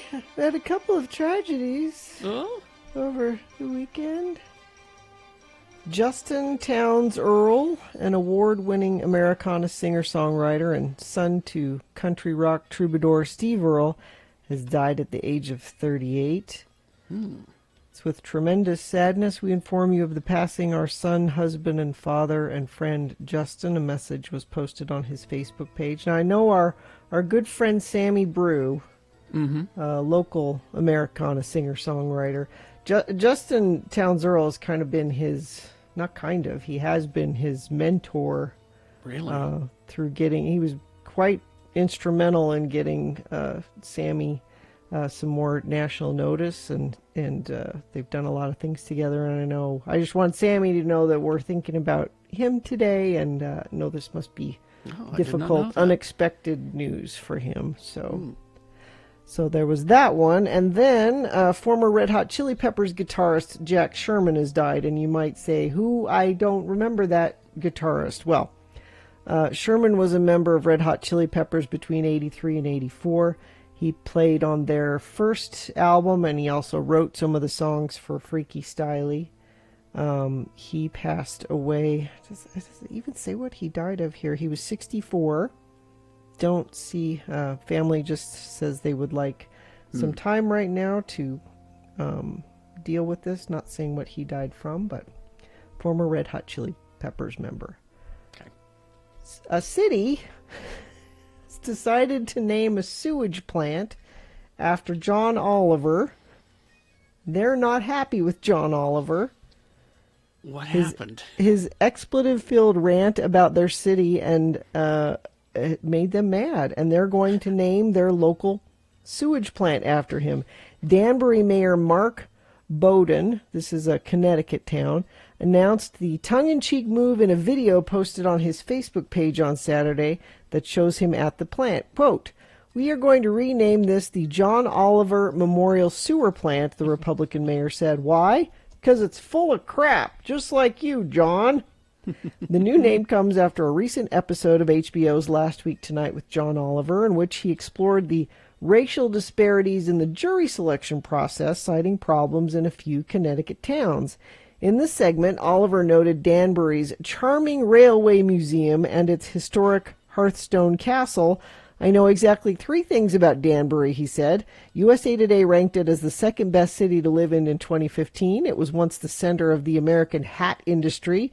And if you're from there, you have a standing invite to come get a thrashing from John Oliver, children included. Hug you. Wasn't exactly clear what prompted Oliver to go off on Danbury. A message-seeking comment was left for his agent on Sunday. Oliver also made fun of Bowden and the other American mayors in 2017 over videos they made seeking to attract Amazon's Second World headquarters. In his video, Bowden asks Alexa where the best place for the facility would be, and Alexa says Danbury. In Bowden's new video, he also mentions that Amazon has decided to open a distribution facility in Danbury, although there's not a Second World headquarters. Oh, and by the way, thanks for showing the Amazon video, Bowden said to Oliver at the end of the video. We did get Amazon here. So I guess maybe every once in a while John Oliver seems to have it out for, I don't know, like he had it out for Arby's for a while. And The thing is, though, I don't. John Oliver's going to love this. He's not going to be insulted. He'll embrace it. So I don't know what this mayor is trying to prove. John Oliver will be thrilled about this. I guarantee it. It's just drawing more attention to him, Mayor. You know. Yep. If you just ignore him, he'll go away. But all right, whatever. Just released report from the Pew Research Center sends a dagger straight through the heart of popular mythology, one that insists that what single people want most more than anything else is to become a couple. Apparently, that is untrue. The findings are based on a national random sampling of nearly 5,000 adults in the U.S., showing that 50% of single people are not interested in a committed romantic relationship and not even interested in dating. Oh, that's good. Another 10% want nothing more than casual dates. About a quarter of single people, 26%, would be interested in casual dates or a committed relationship. Just 14% are looking for a serious romantic relationship. Nick, where are you? Well, I have been with the same lady for damn near 7 years now, so I don't think I have anywhere to comment. You're in the committed romantic relationship camp. You've committed. But what are single people looking for then? Well, it would be tempting to assume that this is a testament to the growing numbers of single people. Just about every Census Bureau releases latest figures, learning there's even more single people now than there were previously. A previous Pew report made a remarkable prediction that by the time today's young adults reach the age of 50, about 1 in 4 of them will have been single their entire lives. And apparently this is not just happening in the U.S., but it's happening in other countries too. They're saying that they're worried that people are going to stop having babies and we're all going to die off, and it'll just be because there's not There's not enough people right now. I was going to say the city of Sandy, Utah is taking care of that. All right, they're having plenty of babies there. Don't worry about the human. If anything, we need less people. All right? I encourage this movement. We need But less it is people. interesting, and maybe, Katie, this might be a future X poll. You know, if you're single, are you that way by choice? Do you have any desire to be in a relationship? If not, why? Like, because this doesn't say that. I would like to know what the reasoning is for not that you have to be in one, but what's your reason for not being in one? Mm-hmm. Write it down, Katie. We'll do it. Make that sometime. a next poll this week.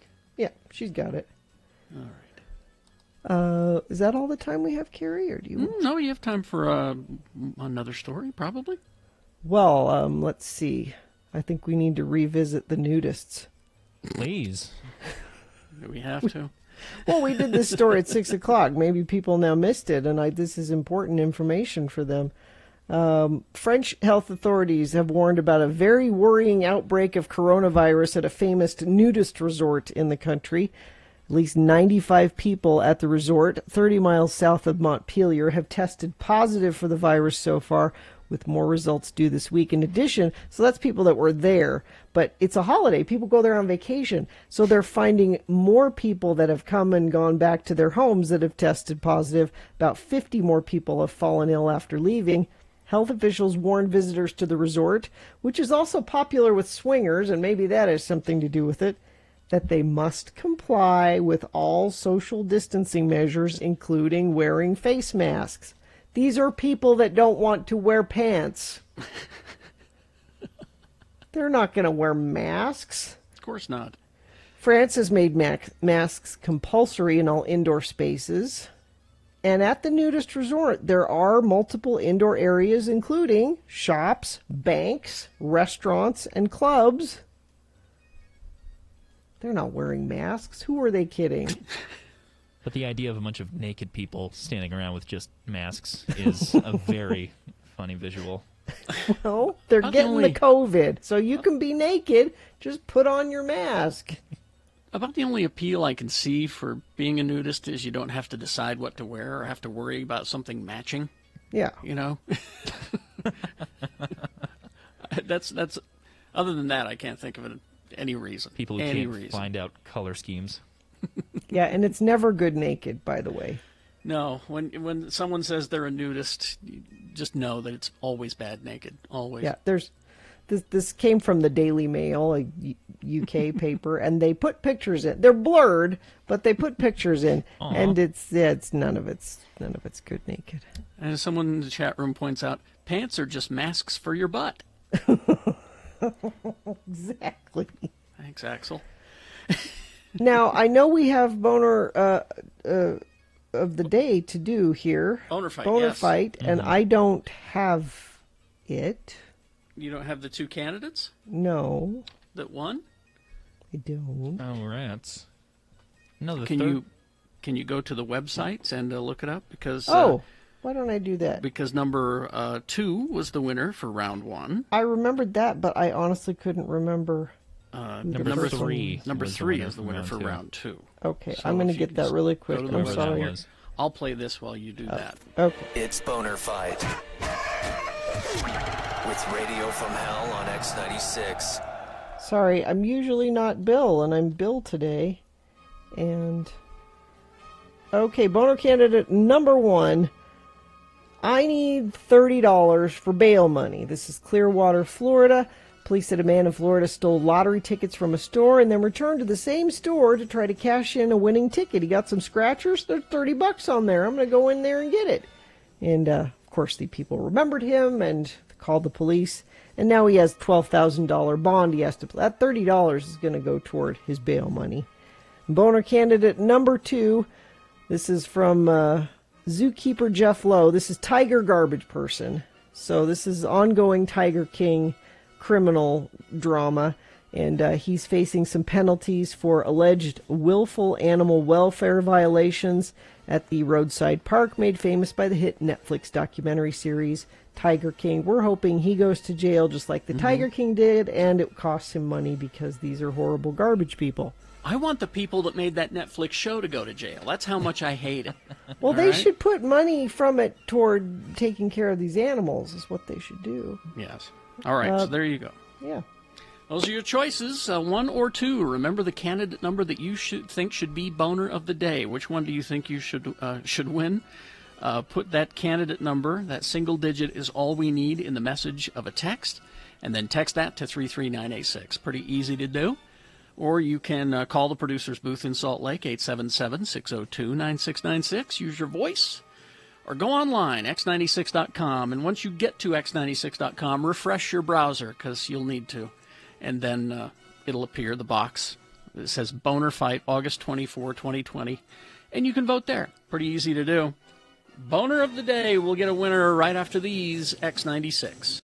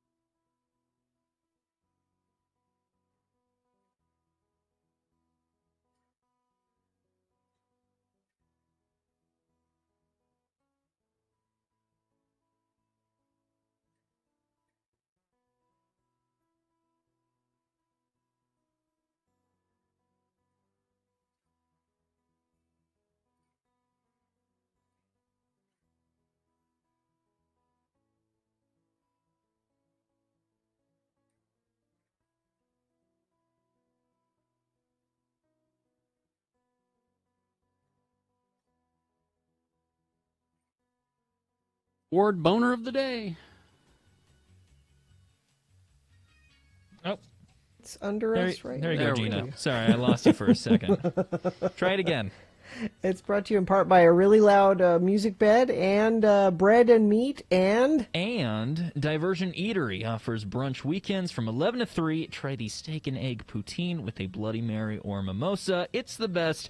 Open daily for dine-in or takeout at 535 North, 300 West. Check out the menu at diversioneatery.com. The boner candidate number 1 was, I need $30 for bail money. This is a guy that robbed scratch-off lottery tickets from a Florida convenience store, went out, did the scratch-offs. Hey, I won $30 and went back in to try to claim his $30, but they remembered that he stole the scratch-offs and called the police. He's now being held on $12,000 bond. That $30 will only make a dent in that. And boner candidate number 2, Tiger Garbage Person. This is zookeeper Jeff Lowe facing possible civil penalties for his willful animal welfare violations. Also part of this boner is being able to say willful animal welfare violations. I do not know who won. Oh, I got it. Okay, let's see. Wow. Pretty much a blowout. For number 2? Nobody cared about number 1. No. Overwhelmingly winning boner of the day. It's why we don't put animal cruelty usually, but Yeah. Sorry I did today. So Not surprising. There you go. That's your boner of the day for today. Let's see. 9:39. So Bill not here today. He's fine. I mean, he's not fine. Right. He's mostly not fine, especially like the all-knowing suit says. He tweeted, "Bad news, Gina. Since you're Bill today, you got to write Utah word of the day for tomorrow's show." No, I'm not doing that. Last time I did that, he gave me such crap, and I don't want that to happen again. Oh, and one of your body systems will likely shut down at some point today as well. That's not why he's gone. He took a little trip to a cabin. He'll be back tomorrow. But we've had Nick Davis, our nighttime Nick at Night. Nick's your buddy, Nick's your pal, doing kind of double duty, filling in, helping out because Bill's gone. And also he's training on the board because, good Lord, Katie needs a break. So she's going to take a little vacation in September. Quite the fire you've put in under my ass today. But we don't... Nick, we don't see you very often, so how you doing? No, I'm whiter, even more than usual, being the I was night gonna guy. say, Yeah, agree. look at this. I'm wondering how COVID's treating you. What have you been doing, not doing? How are you surviving? So, I mean, this last summer has involved a few things. I did summer school, which online is just such a drag. Really? Having to teach yourself the material. And, I did online math, which is one of the best, quote-unquote, classes to take through an online experience. But, I mean, outside of the boring stuff, I got a puppy a few months ago who I've been just shoving down people's throats on social media. It's a little cute basset hound named Biscuits. Biscuits the Basset Hound? Biscuits the Basset Hound. They're diggers. Be careful. Yeah. Oh, and if you check out the pictures, she has just enormous paws, Yeah. right, and to do she'll those grow. digging. She'll grow into them. And right now she's a bit of a diva. She just doesn't want to do anything that I say because I said it, right? Even if it personally benefits her. She's just kind of got a jerk teenage phase going on. I knew somebody that had a Basset Hound, and when they were puppies, their ears were so long, they'd have to tie them back, like with a rubber band, like with a hair tie, so when she would eat, her ears wouldn't flop down into the bowl. She gets saliva all over her ears when she eats.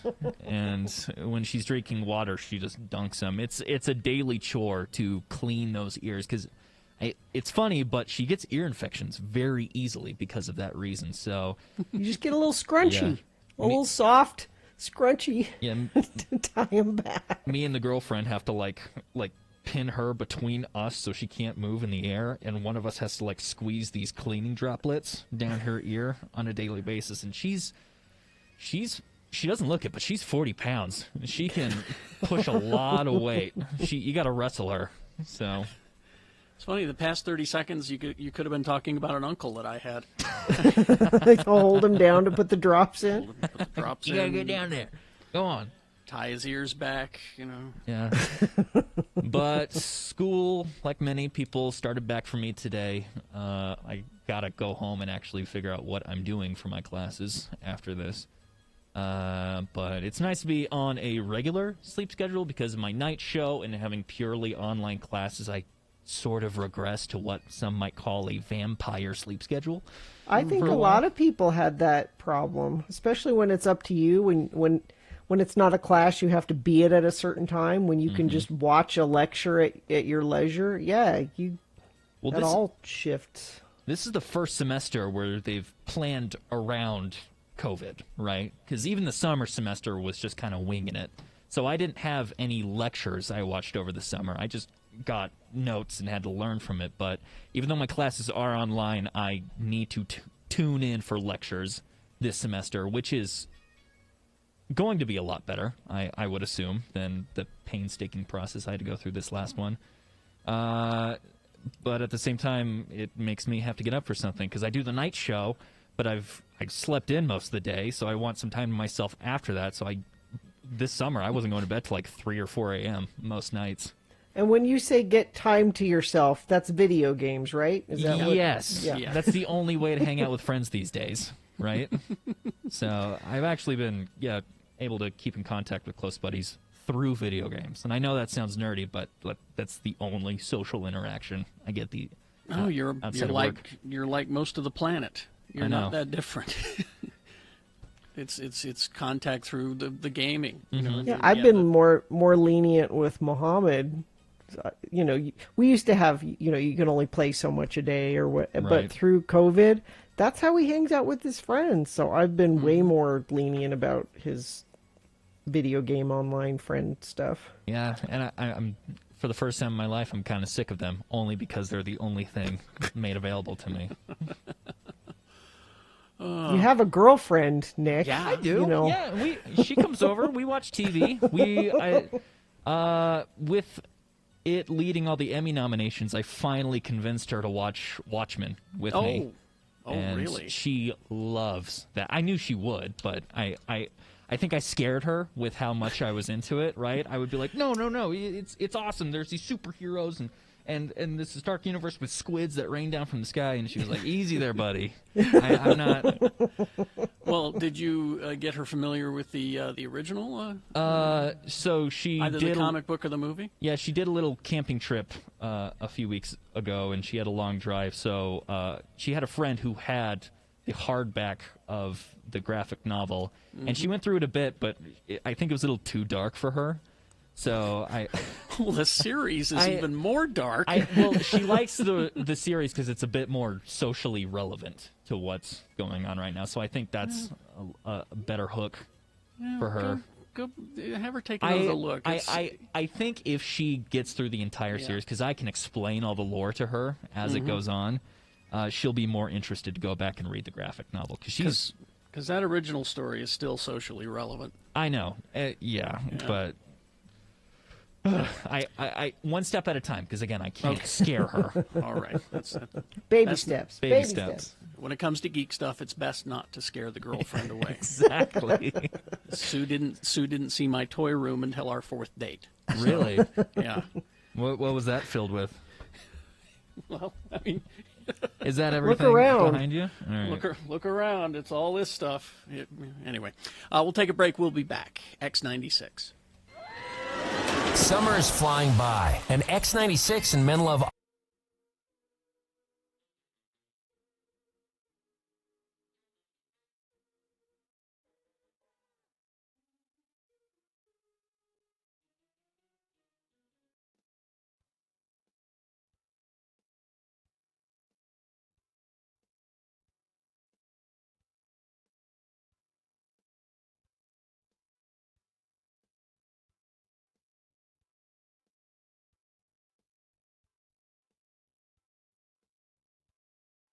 It is the 23rd century. Humans have left the lowly confines of planet Earth and have sought their destiny among the stars. While many things have changed, one constant remains: the need for young men to venture forth and do the work of the Lord. This is the tale of two such men who at the age of 19 have answered the call of their general authorities and are embarking on a 2-year mission to spread the gospel throughout the galaxy. This is the story of Space Elders!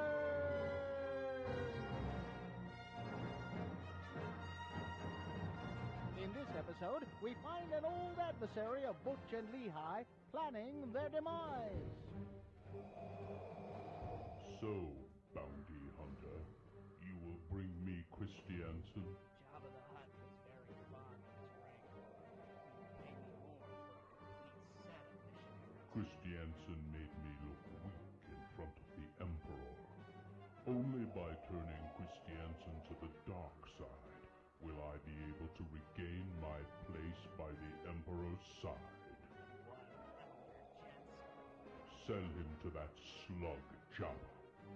I have arranged to have the elders meet you on Bespin.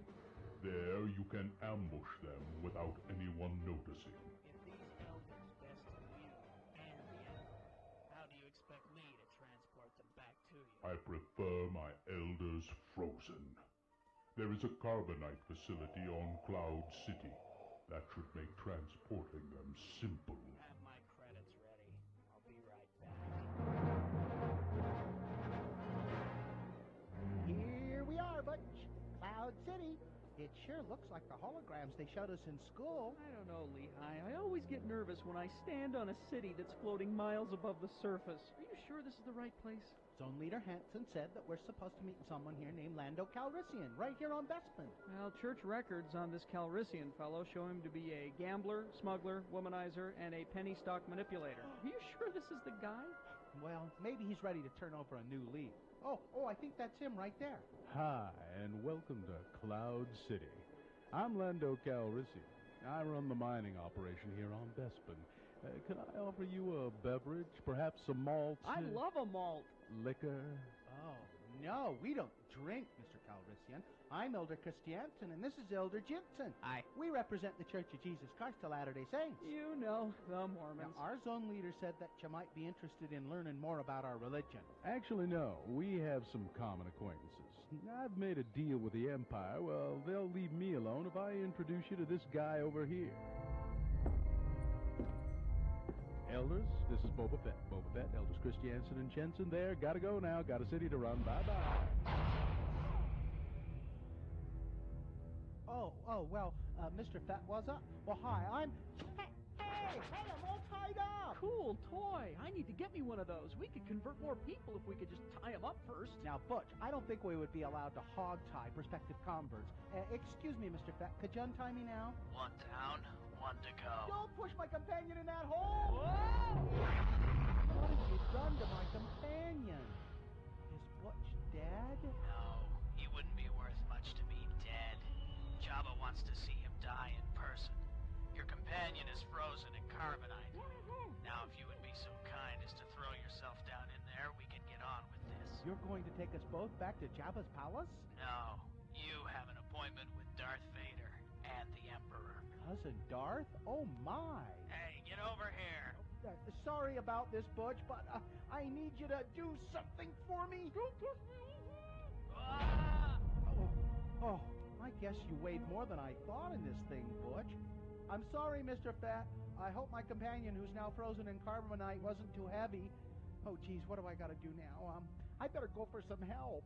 Never leave your companion, Lehigh. Mr. Kenobi? It is the first rule. You must never leave your companion. Obi-Wan, come back. I need some help. Oh, well, I guess I can put you on my luggage rack like this, Butch. Come on, let's go. Will Butch be able to serve out the rest of his mission frozen in carbonite? Can Lehigh really find a big microwave to defrost him in?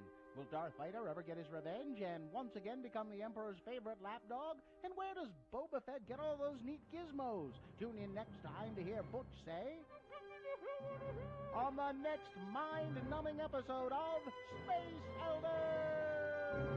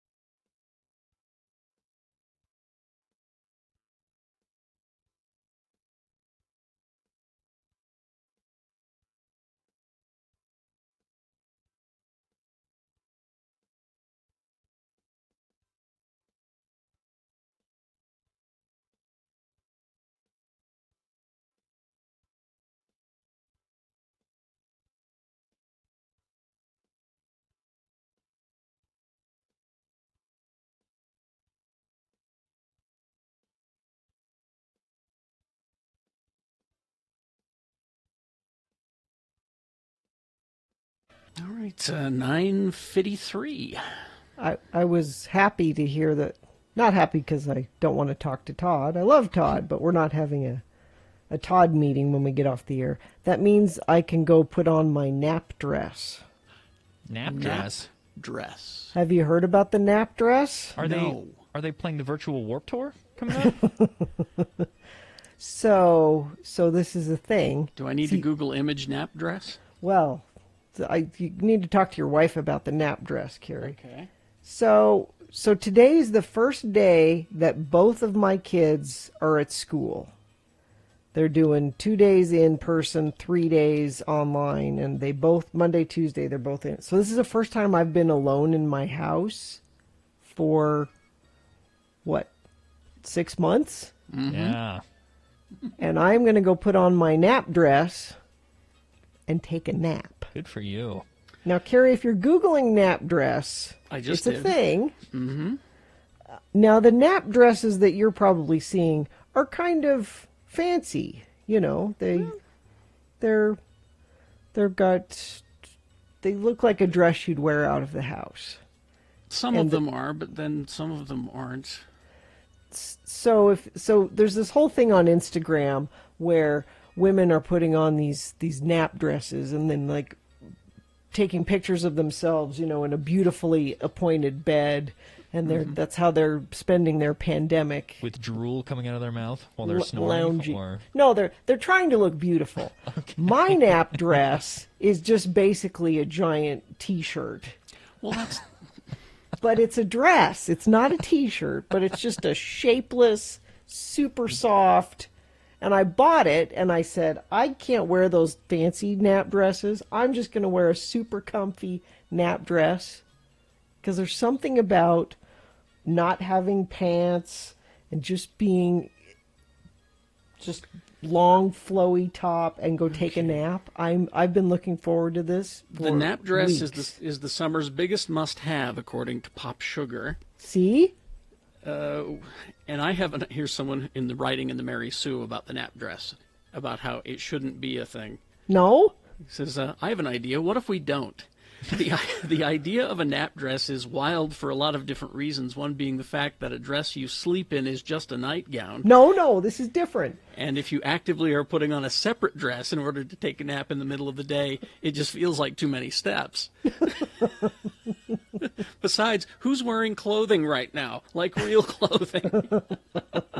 There's a funny little article in the Mary Sue. You should look it up. Okay, I will. So has this been sitting away in a separate location for 6 months so that Yes. you could finally get to it? Wow. Yes, because I haven't been alone. It's not something I would ever wear around people. Right. Because it's just What's the design of the shirt? What's on it?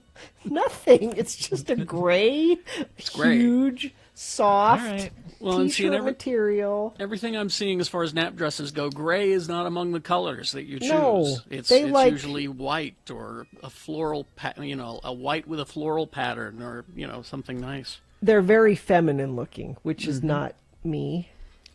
It's like I just like I saw somewhere nap dress and I went, yes, before I saw what it was. I'm like, I just like the way that sounds because there's nap in it. I know in your head you're Betty Draper, but it's not turning out that way. No. I'm just excited about a nap with nobody home. Well, I was going to say, that's what you're excited about. That's what it is. My nap dress is just a sheen of sweat from the swamp cooler not working.